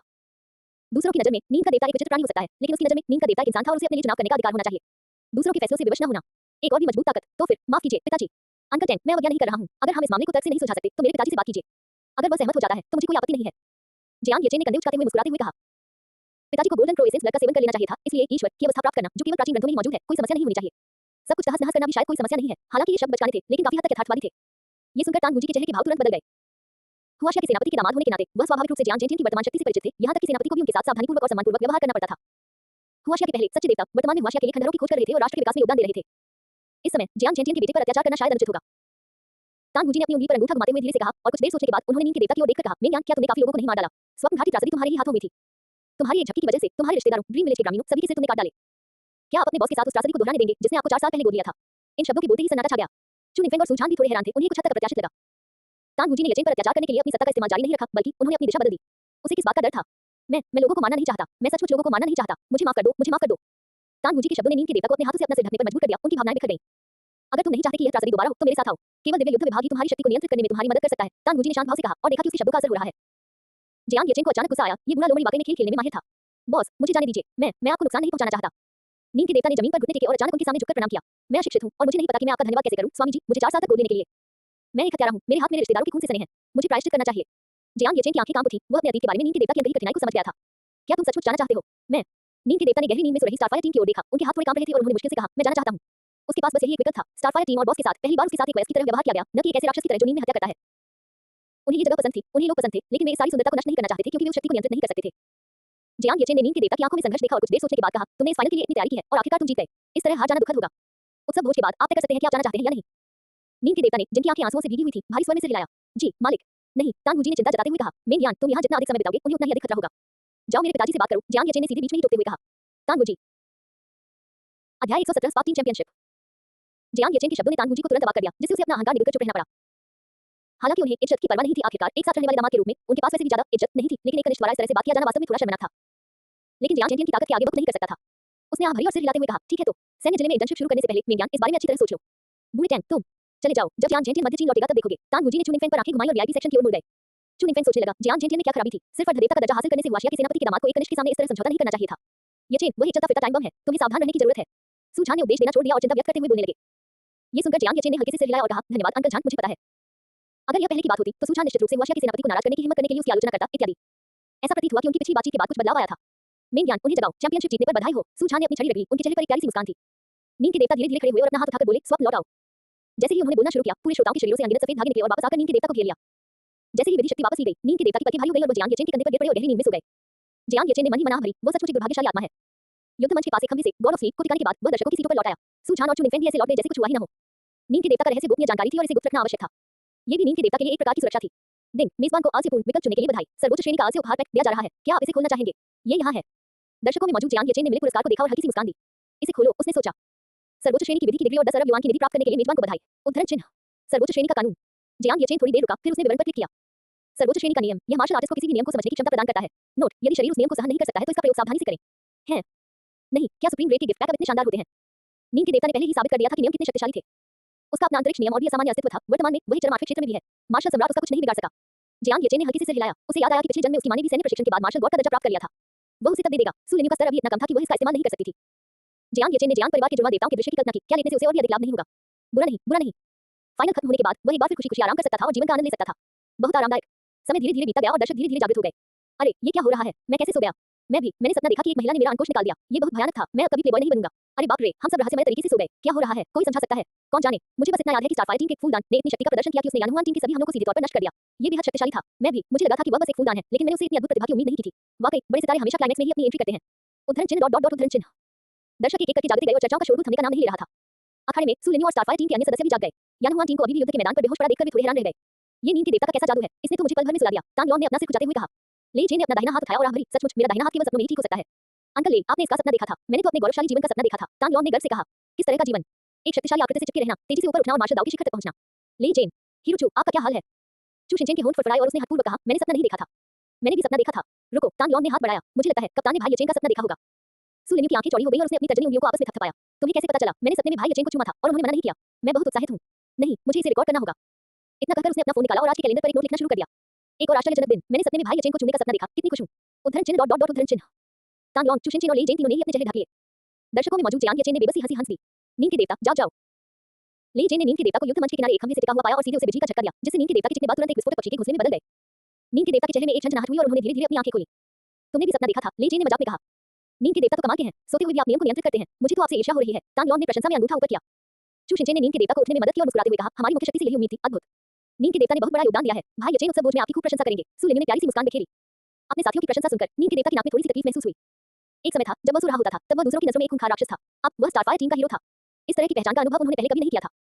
ओह हाँ, नींद के देवता, हम सबने सपने देखे। आपने क्या सपना देखा? तान लॉन ने पूछा। नींद के देवता एक पल के लिए रुके, फिर उनके होठों पर हल्की सी मुस्कान आ गई। मैंने सपना देखा कि मैं एक साधारण व्यक्ति था, बिस्तर पर लेटा हुआ था और अच्छी नींद ले रहा था। ये सुनकर वे चारों थोड़े स्तब्ध रह गए। जो बात अधिकतर लोगों के लिए सरल थी, वही काम नींद के देवता केवल अपने सपनों में ही कर सकते थे। एक महान व्यक्ति का सपना बस इतना ही सरल होता है। तान लॉन ने आह भरी। इसी क्षण अखाड़े के ऊपर बैठा मेजबान जाग उठा, अपने दर्द से कराहते सिर को रगड़ा और नीचे अखाड़े की ओर देखा। स्टारफायर टीम नींद के देवता के चारों ओर बातें कर रही थी और हंस रही थी, जबकि दूसरी तरफ यानहुआन टीम अभी भी जमीन पर गहरी नींद में सो रही थी। मैच का नतीजा पहले से ही काफी स्पष्ट था। अहम। मेजबान ने माइक उठाया और 2 बार गला साफ किया। पूरा हॉल धीरे-धीरे शांत हो गया। स्टारफायर टीम और यानहुआन टीम को इतने शानदार पीक मुकाबले के लिए धन्यवाद। हमें खेद है कि यानहुआन टीम अपनी चैंपियनशिप का बचाव नहीं कर सकी, लेकिन स्टारफायर टीम ने जिस तरह से प्रत्याशित जीत हासिल की, उससे हम अचंभित हैं। उद्धरण चिन्ह। अब मैं घोषणा करता हूं कि तीसरी हुआशिया टीम लीग का चैंपियन है। स्टारफायर टीम, उन्हें बधाई दीजिए। मेजबान की बुलंद आवाज पूरे स्टेडियम में गूंज उठी, साथ ही तोपों की सलामी और रंगीन कागजों की बारिश भी हुई। सभी दर्शक एक साथ खड़े हो गए, स्टारफायर टीम का बैनर लहराया और उनके लिए नारे लगाने लगे। स्टारफायर शानदार है। अध्याय 118 पुरस्कार समारोह उन्हें खेद हुआ। वे जीत गए। 2 महीने से भी कम समय पहले बनी स्टारफायर टीम ने लीग चैंपियनशिप जीत ली। हे भगवान, उन्होंने फिर से एक नया लीग रिकॉर्ड बना दिया। स्टारफायर टीम की ताकत निसंदेह प्रभावशाली है, लेकिन यंग मास्टर जियान, जिन्होंने केवल 2 महीनों में स्टारफायर टीम को तैयार किया, वह अभी अविश्वसनीय रूप से अद्भुत है। बिल्कुल सही, खासकर आखिरी क्षण में, जिसे हम सिर्फ एक खूबसूरत चेहरा समझ रहे थे, उसने ही बाजी पलट दी। कमाल है, आपसे मैं उसका नंबर 1 प्रशंसक हूं। माफ कीजिए, आप बहुत देर हो गए। मैं तो नंबर 1 प्रशंसक हूं। गॉड ऑफ स्लीप जबरदस्त है। उद्धरण चिन्ह डॉट डॉट डॉट उद्धरण चिन्ह। जैसे ही मेजबान ने स्टारफायर टीम को विजेता घोषित किया, पूरा दर्शक वर्ग खड़ा हो गया और स्टारफायर टीम के साथ जश्न मनाते हुए जयकारे लगाने लगा। अब यंग मास्टर जियान का स्वागत कीजिए, जो स्टारफायर टीम का नेतृत्व करते हुए पोडियम पर आकर चैंपियनशिप ट्रॉफी उठाएंगे। मेजबान की आवाज तीखी थी, जो पूरे स्टेडियम में गूंज रही थी। पोडियम की ओर जाने वाले लाल कालीन के अंत में एक यांत्रिक दरवाजा दोनों तरफ से धीरे-धीरे खुलने लगा। तेज धूप ज्वार की तरह अंदर आ रही थी, जिससे जियांग येचेन के बालों की लंटें और स्टारफायर टीम की छाती पर बना स्टारफायर लोगो जगमगा रहा था। सूरज की रोशनी में गहरा लाल रंग का लोगो और भी अधिक चमकदार लग रहा था, जो हर किसी की आंखों में गहराई से अंकित हो गया था। जियांग येचेन आगे बढ़े और स्टारफायर टीम को पोडियम की ओर ले गए। सलामी के दौरान उड़ते रंगीन कॉन्फेटी उनके सिर पर गिरे और दोनों तरफ के दर्शकों ने जोर-शोर से जयकारे लगाए। इससे जियांग येचेन के होठों पर हल्की सी मुस्कान आ गई। अपने पिछले जीवन में जब यानहुआन टीम जीती थी, तो वो पुरस्कार समारोह के लिए उनके साथ मंच पर नहीं गया था, उसका सारा ध्यान लिनवान पर केंद्रित था। अब अपनी टीम को पोडियम पर ले जाते हुए सम्मान और उपलब्धि की इस भावना ने उन्हें बेहद खुश कर दिया। बिना किसी स्वार्थ के चैंपियनशिप सम्मान का आनंद लेने का यह एहसास वास्तव में परिपूर्ण था। शायद यही आराम से लेटने और सुखमय जीवन का आनंद लेने का सच्चा अर्थ था। जियांग येचेन और स्टारफायर टीम पोडियम पर पहुंचे। लीग के अध्यक्ष ने मुस्कुराते हुए उनसे हाथ मिलाया। उन्होंने स्वयं स्टारफायर टीम को चैंपियनशिप पदक प्रदान किए और उन्हें सुगंधित फूल भेंट किए। आप सभी को बधाई। सु लिन्यू और अन्य 4 लोगों ने मुस्कुराते हुए सिर हिलाया और लीग अध्यक्ष को थोड़ा झुककर प्रणाम किया। युवा मास्टर जियांग, कृपया अपनी स्टारफायर टीम के साथ चैंपियनशिप ट्रॉफी उठाएं। लीग के अध्यक्ष ने अत्यंत विनम्रतापूर्वक अपना हाथ आगे बढ़ाया और जियांग येचेन को पोडियम के केंद्र में आने के लिए आमंत्रित किया। जियांग येचेन और स्टारफायर टीम ने एक दूसरे को देखकर मुस्कुराया और साथ में केंद्र की ओर चले गए, जहां उन्होंने सुनहरी आधी मानव ऊंचाई वाली चैंपियनशिप ट्रॉफी को घेर लिया। उन छहों ने एक साथ उस पर अपने हाथ रखे। जियांग येचेन ने गंभीरता से पूछा, स्टारफायर टीम अब क्या है? सु लिन्यू और बाकी चारों ने एक साथ जवाब दिया, चैंपियंस। उन छहों ने मिलकर चैंपियनशिप ट्रॉफी उठाई। सूरज की रोशनी में वही चमकदार सुनहरी रोशनी बिखेर रही थी। सभी दर्शक तालियां बजाने और जयकारे लगाने लगे, एक साथ चिल्लाने लगे, स्टारफायर टीम चैंपियन। इस क्षण विजेताओं की शान पूरी तरह से प्रदर्शित हो रही थी, जबकि पराजित लोग चुपचाप अंधेरों में खड़े थे, जहां सूर्य की रोशनी नहीं पहुंच पा रही थी। यानहुआन टीम ने पोडियम पर खड़ी स्टारफायर टीम को देखा और धीरे-धीरे अपना सिर नीचे कर लिया। एक समय यंग मास्टर जियांग द्वारा प्रशिक्षित चैंपियन रहे इन लोगों ने घमंड में आकर मान लिया था कि उन्हें किसी साधक की आवश्यकता नहीं है और वे अपना नाम खुद बनाना चाहते थे और उन लोगों के मुंह पर करार प्रहार करते थे जो उन पर संदेह करते थे। लेकिन अंत में वे न केवल ऐसे मसखरे बन गए जिनका हेरफेर किया गया और जिनका मार्शल दांव मार बर्बाद हो गया। उन्हें स्टारफायर टीम ने भी बुरी तरह हराया, जिसका गठन यंग मास्टर जियांग ने 2 महीने से भी कम समय पहले किया था। अब उन्हें एहसास हुआ कि उनके शुरुआती विचार कितने बुरे थे। अगर उन्होंने उस समय हार मान ली होती, तो शायद आज भी मंच पर खड़े होकर ट्रॉफी पकड़े होते। अफसोस। जियांग फैन का चेहरा पीला पड़ गया था, उसकी आंखें कांप रही थी, वह खुद भी निश्चित नहीं था कि यह पछतावा था या अनिच्छा। अंत में उन्होंने धीमी आवाज में घोषणा की, हम हार गए। यानहुआन टीम भंग कर दी गई है। उसने अपनी यानहुआन टीम की वर्दी उतारी, उसे बड़े करीने से मोड़ा, जमीन पर रखा और जाने के लिए मुड़ गया। उसके पीछे खड़े साथियों ने जमीन पर पड़ी वर्दी को देखा और उस दृश्य को याद किया जब यंग मास्टर जियांग ने उनके साथ वर्दी के डिजाइन पर चर्चा की थी। उन्होंने खुद से पूछा, क्या उन्हें इसका पछतावा है? बेशक उन्हें इसका पछतावा हुआ, लेकिन तब तक बहुत देर हो चुकी थी। भले ही यंग मास्टर जियांग उनसे निपटे नहीं, जियांग फैन यानहुआन टीम को गायब कर देगा। कुलीन परिवारों के सामने उन जैसे आम लोग महज खिलौने और औजार मात्र थे। चारों ने आह भरी, अपनी वर्दी उतारी और अखाड़े से बाहर चले गए। केवल स्थानापन्न खिलाड़ी लिनवान ही वहां रह गई, जिस पर किसी का ध्यान नहीं गया। वो मंच पर खड़े जियांग येचेन को खाली निगाहों से देखती रही, दूरी ज्यादा नहीं थी, फिर भी खाई जैसी थी। उसे समझ नहीं आ रहा था कि निकम्मा जियांग येचेन उसे छोड़ने के बाद अचानक इतना उत्कृष्ट कैसे हो गया। आखिर क्यों? लिनवान ने अपने होंठ काट लिए, उसकी आंखों में ईर्ष्या भरी हुई थी। अगर उसने उस समय येचेन की बात नहीं मानी होती, तो आज वह पोडियम पर खड़ी होती। जियांग येचेन पहले की तरह ही उसे मार्शल दाव और शक्ति की शिखर तक पहुंचने में मदद करता। लेकिन अब तो उसके पास जियांग येचेन के सामने खड़े होने की योग्यता भी नहीं थी। लिनवान की नाक में झुनझुनी हुई और उसकी आंखों से आंसू बहने लगे। वीआईपी सेक्शन में सफेद मुलायम साटन की चोंग पहने शेन की ने बिना पलक झपकाए गर्व से मुस्कुराते हुए अपने बेटे को पोडियम पर चलते और चैंपियनशिप ट्रॉफी उठाते हुए देखा। बचपन से ही जियाओ चेन की प्रतिभा और उपलब्धियां जियांग परिवार की युवा पीढ़ी से कमतर थी। पहले परिवार के हर समारोह में जब उनके कनिष्ठों की उपलब्धियों का जिक्र होता था, तो उन्हें बोलने में कठिनाई होती थी और वे केवल उस विषय को टालने के अलावा कुछ नहीं कर सकती थी। लेकिन अब जियाओ चेन, तुम अपनी मां के दिल का गौरव हो। शेन की ने राहत भरी मुस्कान दिखाई और मंच पर अपने बेटे को देखते हुए अपना चेहरा हाथ में टिका लिया। उनके पीछे विभिन्न कुलीन परिवारों के लोगों ने भी सहमति भरी नजरें डाली। ऐसी अफवाह थी कि जियांग परिवार का सबसे बड़ा युवा मालिक निकम्मा है, लेकिन अब लगता है कि अफवाहें सिर्फ अफवाहें ही हैं। स्टारफायर टीम के सदस्य सचमुच छिपे हुए ड्रैगन हैं। क्या ये सही नहीं है? एक मार्शल आर्टिस्ट जो छठे स्तर पर है और विधि को समझता है। मैंने सचमुच ऐसा पहले कभी नहीं देखा। ऐसा लगता है कि यंग मास्टर जियांग ने जियांग परिवार के उत्तराधिकारी के रूप में अपनी स्थिति को मजबूती से सुरक्षित कर लिया है। कितनी अच्छी खबर है। उद्धरण चिन्ह डॉट डॉट डॉट उद्धरण चिन्ह। विभिन्न कुलीन परिवारों के लोग तारीफ और प्रशंसा करने से खुद को रोक नहीं पाए। वे आपस में फुसफुसाते हुए चर्चा कर रहे थे कि यंग मास्टर जियांग के साथ अच्छे संबंध कैसे बनाए जाएं और उन्हें क्या उपहार भेजे जाएं। जियांग जेंटिल विधि को समझता है और अब यंग मास्टर जियांग की टीम में भी ऐसा ही एक साधारण व्यक्ति है। प्रतिभाशाली जियांग परिवार भविष्य में और भी मजबूत होने वाला है, इसलिए उन्हें शुरुआत में ही अच्छे संबंध स्थापित करने होंगे। इससे आगे की पंक्ति में बैठे जो मिंगजुआन और जियांग डोंगमियान बेहद उदास हो गए। अगर उन्हें दिखावे की चिंता न होती, तो वे अभी तुरंत वहां से चले जाना चाहते। लेकिन अब योजना पूरी तरह विफल हो गई थी। उत्तराधिकारी के रूप में जियांग येचेन की स्थिति अटल थी। अफसोस। झो मिंगयुआन ने माथे को रगड़ते हुए आह भरी, उसे कुछ हद तक अनिच्छा महसूस हो रही थी। उसने इतने लंबे समय तक सावधानीपूर्वक योजना बनाई थी, लेकिन अंत में उसे एक असफल प्रयास ही मिला। ये सब जियांग डोंगमियान की गलती थी, उस बेवकूफ साथी की। उसे तो ये भी नहीं पता था कि स्टारफायर टीम में एक मार्शल आर्टिस्ट है जो विधि को समझता है। कितना घटिया आदमी है। उसने अपने बगल में बैठे जियांग डोंगमियान को गुस्से से घूरा, ठंडी सी सांस ली और फिर अपना सिर दूसरी तरफ घुमा लिया। दूसरी ओर जियांग डोंगमियान पूरी तरह से पराजित और शक्तिहीन प्रतीत हो रही थी। हालांकि जियांग परिवार के वे बुजुर्ग जिन्होंने पहले जियांग येचेन के उत्तराधिकार का विरोध किया था, अब मंच पर जियांग येचेन को देखकर मुस्कुराए और सिर हिलाया। सफेद बालों वाले बुजुर्ग जियांग किशेन ने सामने की पंक्ति में बैठे जियांग डोंगमियान की ओर देखा और निराशा में अपना सिर हिलाया। उत्तराधिकार के लिए चल रहा संघर्ष भी समाप्त हो गया है। जब पारिवारिक बैठक होगी, तब परिवार में फेरबदल करने का समय आ जाएगा। कानून प्रवर्तन अधिकारी वरिष्ठ अधिकारी चौंक गए। ग्रैंड एल्डर, क्या आपका मतलब? उद्धरण चिन्ह। जियांग किशेन ने सिर हिलाया, उसकी आंखों में दृढ़ निश्चय झलक रहा था। अन्य बुजुर्गों को भी उसकी बात समझ आ गई। जियांग डोंगमियान और झो मिंगयुआन के बीच स्पष्ट रूप से निजी तौर पर संबंध थे। हालांकि जियांग डोंगमियान कुलपति का छोटा भाई था और जियांग जेनजिन अपने रिश्तेदारों के बारे में विशेष रूप से चिंतित था, इसलिए इस घर की सफाई करना मुश्किल हो सकता है। Sister king you. इसी क्षण छड़ी के सहारे खड़े सुझान अचानक उठ खड़े हुए। शेन किंग यू चौंक गई, लेकिन धीरे-धीरे उसने खुद को संभाला। हमें लेनी और येचेन की शादी के लिए एक अच्छा दिन चुनना होगा, सुझान ने मुस्कुराते हुए कहा। अध्याय 119, क्या मुझे इंटर्नशिप के लिए सैन्य जिले में जाने दिया जाए? तो जाओ, वैसे भी यह कहीं भी है। शादी। सुझान की बातों से विभिन्न परिवारों में कानाफूसी शुरू हो गई। शेन किंग यू भी चौंक गई, उसे उम्मीद नहीं थी कि सुझान सभी परिवारों के सामने इस मामले को उठाएगा। इससे पहले सुझान हमेशा अपनी शादी के बारे में बात करने से बचते थे। ऐसा प्रतीत हुआ कि शियाओ चेन के इस बदलाव से सुझान भी खुश था। शेन किंग यू तुरंत मुस्कुराई, कुछ देर सोचा और बोली, शियाओ चेन और लिन्यू जल्दी सैन्य क्षेत्र में इंटर्नशिप करने जा रहे हैं। उनकी इंटर्नशिप खत्म होने और उनके लौटने के बाद हम तुरंत उनकी शादी का इंतजाम करेंगे। हालांकि सुझान ने जियांग परिवार की कठिनाइयों के समय उनकी मदद न करने का विकल्प चुना और यहां तक कि झो परिवार के साथ गठबंधन भी किया। उसने उसके पति की जान बचाई थी और वह वास्तव में लिन्यू को पसंद करती थी, इसलिए वो शादी के खिलाफ नहीं थी। अच्छा, सुझान के चेहरे पर तनाव कम हुआ और उसने शांत स्वर में कहा, तो फिर बात पक्की हो गई। उन्होंने स्वाभाविक रूप से इस वर्ष के सैन्य क्षेत्र इंटर्नशिप के बारे में अफवाहें सुनी थी। ये पिछले वर्षों की तुलना में अधिक सख्त था, जिसमें मार्शल आर्ट विश्वविद्यालय से स्नातक होने वाले प्रत्येक मार्शल आर्टिस्ट को भाग लेना अनिवार्य था। सैन्य क्षेत्र में इंटर्नशिप शुरू होने में केवल 5 या 6 दिन बचे थे, इसलिए शादी की तैयारी के लिए वाकई समय नहीं था। सु परिवार के मुखिया, बधाई हो, येचेन और लिन्यू एक आदर्श जोड़ी है, प्रतिभाओं की एक सच्ची जोड़ी। जी हाँ, बिल्कुल, उनकी प्रतिभा और क्षमता इतनी उच्च कोटि की है कि वे भविष्य में मार्शल लॉर्ड भी बन सकते हैं। मैं बच्चों की शादी में अपना समर्थन दिखाने के लिए जरूर शामिल होऊंगा। उद्धरण चिन्ह, उद्धरण चिन्ह। विभिन्न परिवारों के लोग भी सामाजिक शिष्टाचार में मशगूल होने लगे, उनकी आंखों में अवर्णनीय ईर्ष्या भरी हुई थी। अब भला कौन जियांग परिवार का पक्ष जीतना नहीं चाहेगा? उनके साथ वैवाहिक संबंध स्थापित कर पाना मानो आसमान से कोई वरदान गिरने जैसा था। सुझान ने भी मुस्कुराते हुए सिर हिलाया। हालांकि इस दृश्य ने झो मिंगयुआन के चेहरे को और भी गंभीर बना दिया। सु परिवार को अपने पक्ष में करने का उनका प्रयास विफल रहा और जियांग फैंग को उत्तराधिकारी बनाने का प्रयास भी असफल रहा। अंततः इससे सु परिवार और जियांग परिवार के बीच संबंध और भी मजबूत हो गए, जो सचमुच मुर्गी चुराने की कोशिश में चावल खो देने जैसा मामला था। झो मिंगयुआन सीधे खड़े हो गए। जियांग डोंगमियान की सीट के पास से गुजरते हुए उन्होंने झुंझलाहट भरी आवाज निकाली और वीआईपी क्षेत्र से बाहर निकल गए। जियांग डोंगमियान की असहाय थी, किसने सोचा होगा कि स्टारफायर टीम में एक ऐसा प्रतिभाशाली व्यक्ति होगा जो कानून को समझता है। भला कौन इसके बारे में सोच सकता था? अब उत्तराधिकारी के रूप में फैंग एक का पद समाप्त हो गया था और जियांग परिवार और सु परिवार सैन्य क्षेत्र की इंटर्नशिप के बाद वैवाहिक गठबंधन बनाने जा रहे थे। हम एक मिनट रुकिए, सैन्य क्षेत्र में इंटर्नशिप। जियांग डोंगमियान के मन में अचानक एक विचार आया, अगर जियांग येचेन सैन्य क्षेत्र से वापस नहीं लौटता तो क्या फैंग एक उत्तराधिकारी नहीं बन जाएगी? इसके अलावा झो परिवार के युवा स्वामी का सैन्य क्षेत्र में एक महत्वपूर्ण आधिकारिक पद था। यदि झो मिंगयुआन उनसे संपर्क करके जियांग येचेन को फंसा सकता, तो वह गुप्त रूप से उसे एक याव राक्षस के हाथों मरवा सकता था। जियांग डोंगमियान के होंठ धीरे-धीरे ऊपर की ओर मुड़े, उसकी भयावह निगाहें शेन किंग यू पर पड़ी और वह धीरे-धीरे उठकर झो मिंगयुआन के पीछे चल पड़ा। समय बीतता गया और पुरस्कार समारोह भी समाप्त हो गया। शेन किंग यू, सुझान और अन्य लोग स्टारफायर टीम के लाउंज में दाखिल हुए। शियाओ चेन, तुमने सचमुच अपनी मां को गौरवान्वित किया है। शेन किंग यू आगे बढ़ी और जियांग येचेन के सिर पर हाथ फेरा, उसका दिल खुशी से भर गया था। जियांग येचेन ने अपनी मां के गर्भ भरे भाव को महसूस किया और भावनाओं का एक तीव्र आवेग महसूस किया। अपने पिछले जीवन में उसने कभी ऐसा कुछ नहीं किया जिससे उसके माता-पिता को गर्व हो, इसके बजाय उसने बार-बार उन्हें निराश किया था। अब स्टारफायर टीम की चैंपियनशिप जीत को ऐसी ही एक उपलब्धि माना जा सकता है। आंटी, भाई येचेन आपको निराश नहीं करेंगे, वे दिन-ब-दिन और बेहतर होते जाएंगे। सु लिन्यू ने मीठी मुस्कान के साथ उन्हें बोलने में मदद की। शेन किंग यू ने सु लिन्यू की नाक पकड़ी और कहा, मुझे पता है, और तुम दोनों को बताने के लिए एक और अच्छी खबर है। सु लिन्यू की आंखों में जिज्ञासा झलक रही थी, क्या अच्छी खबर है? तुम्हारी और येचेन की सैन्य क्षेत्र की इंटर्नशिप खत्म होने के बाद हम तुम्हारी शादी की तैयारी करेंगे। इस समय सुझान ने धीरे-धीरे बोलना शुरू किया। जैसे ही उसने ये कहा, सु लिन्यू की चमकदार नम आंखें सुखद आश्चर्य से चौड़ी हो गईं। सच में पापा, मैं भाई येचेन से शादी करने जा रही हूँ, क्या मैं सच में ऐसा कर सकती हूँ? वह उत्साह से बड़बड़ाने लगी। शेन किंग यू ने हल्की सी मुस्कान के साथ कहा, बेशक आप शियाओ चेन की मंगेतर हैं। आंटी, मैं सु लिन्यू इतनी उत्साहित थी कि बोल नहीं पा रही थी, उसका चेहरा खुशी से चमक रहा था। वाह, क्या सपना सच होने वाला है, ये तो वाकई बहुत ही अद्भुत है। अच्छा, अगर मैं भाई येचेन से शादी कर रही हूँ, तो क्या मुझे हमारे भावी शादी के घर और छोटे परिवार के लिए पहले से ही एक विला खरीद लेना चाहिए? मुझे भाई येचेन को खुश करने के लिए शादी की बोझ और शादी के वाहनों की व्यवस्था भी सावधानीपूर्वक करनी होगी। और भाई येचेन मुझसे शादी करने को तैयार है, इसलिए मैं बेईमान नहीं हो सकती। मुझे अपने भावी छोटे परिवार के भरण पोषण के लिए पिताजी से और अधिक दहेज पाने के लिए प्रयास करना होगा। भविष्य में मैं भाई येचेन के लिए भी बच्चे पैदा करूंगी, उनकी देखभाल करूंगी। पल भर में ही सु लिन्यू अपने भावी वैवाहिक जीवन के बारे में कल्पना करने लगी थी। जियांग येचेन ने बेबसी से मुस्कुराते हुए उसके सब चेहरे को देखकर समझ गया कि वह फिर से ज्यादा सोचने लगी है। लेकिन इस बार उन्होंने दखल नहीं दिया, ये बहुत ही खुशी का अवसर था। तुम बदमाश, अब से लिन्यू के साथ अच्छा व्यवहार करना, वरना तुम्हारी मां सबसे पहले तुम्हें नहीं छोड़ेगी। मुझे पता है, चिंता मत करो मां। शेन किंग यू ने अपनी बाहें मोड़ी, माथे पर हाथ रखा और कहा, जब तक तुम जानती हो। वैसे मां, क्या मैं सैन्य क्षेत्र की इंटर्नशिप में नहीं जा सकती? जियांग येचेन ने पूछा। अपने पिछले जीवन में उन्होंने सैन्य क्षेत्र की कठिनाइयों का अनुभव किया था और वास्तव में वहां जाना नहीं चाहते थे। सैन्य क्षेत्र में कहीं भी घर पर लेटने जितना आराम नहीं था। शेन किंग यू ने थोड़ा भौहें चढ़ाते हुए कहा, क्यों न चले? ओह, मैं कठिनाइयों का सामना नहीं कर सकता। शेन किंग यू की मुस्कान धीरे-धीरे फीकी पड़ गई। नहीं, आपको इस साल के सैन्य क्षेत्र इंटर्नशिप में जाना ही होगा। हुआशिया के उच्च अधिकारी इसकी कड़ी निगरानी कर रहे हैं। हाँ, येचेन, इस साल के सैन्य क्षेत्र इंटर्नशिप के लिए प्रमुख परिवारों के वंशजों को एक महत्वपूर्ण सूची में रखा गया है। ये पिछले वर्षों से अलग है। सुझान ने भी कहा। आह, जियांग येचेन थोड़ा असमंजस में था, उसके पिछले जीवन में ऐसा नहीं था। उस बच्चे तांगलॉ ने अपने पिछले जीवन में सैन्य क्षेत्र में इंटर्नशिप नहीं की थी, बल्कि उसके पिता ने उसे परिवार के व्यवसाय का प्रबंधन करने के लिए नियुक्त किया था। इस जीवन में ये परिवर्तन क्यों आया? क्या यह उनके पुनर्जन्म के कारण हुई एक श्रृंखला प्रतिक्रिया थी? जियांग येचेन ने एक पल सोचा, फिर अपनी मां की ओर देखा और कहा, मां, क्या कोई और रास्ता नहीं है? नहीं, आपको जाना ही होगा। मां, नहीं कर सकती।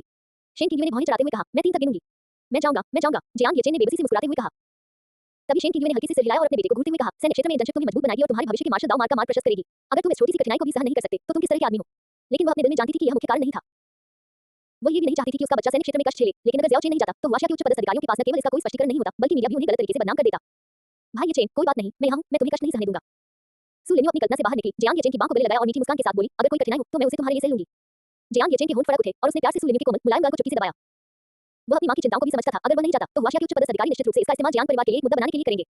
ठीक है, सबसे बुरा तो ये होगा कि वो आराम करने के लिए कोई और जगह ढूंढ लेगा। वो इसे सैन्य क्षेत्र की सीमा पर घूमने और आराम करने के साथ-साथ सीमा के नजारों का आनंद लेने की यात्रा समझेगा। वह भी बुरा नहीं लग रहा था। दिन कामचोरी का विकल्प सक्रिय हो गया। विकल्प 1, पिछले जन्म में आपने सैन्य क्षेत्र में प्रशिक्षण के दौरान शब्द होने वाले सैनिक के रूप में काम किया और प्रतिदिन बड़ी दयनीयता से याओ 20 के शब्द होते रहे। आप दोबारा सैन्य क्षेत्र में प्रशिक्षण का सामना करते हुए आपकी शक्ति पिछले जन्म से भिन्न है। स्वयं को सशक्त बनाने और मार्शल आर्ट प्रतिभा को निखारने का विकल्प चुनें। पुरस्कार, मेहनती भाई की उपाधि। विकल्प 2, अपरिहार्य सैन्य क्षेत्र इंटर्नशिप का सामना करते हुए आप जाने से साफ इनकार कर देते हैं। यदि कोई कठिनाई आती है तो आप उसे सहन नहीं करेंगे। इनाम, कम स्तर की सुस्ती का उपहार पैक। तीसरा विकल्प, अपरिहार्य सैन्य क्षेत्र इंटर्नशिप का सामना करना पड़ रहा है क्योंकि इसे बचा नहीं जा सकता तो इसे बचिए मत। आरामदेह जीवन में आरामदेह जीवन कैसा? समृद्ध और रंगीन सैन्य जीवन का एक अलग अंदाज में आनंद लीजिए। इनाम, advance flaking of gift pack. दिन, मेजबान को बधाई हो, उन्होंने कामचोरी का विकल्प चुना है और advance flaking of gift pack प्राप्त किया है। क्या आप इसे खोलना चाहेंगे?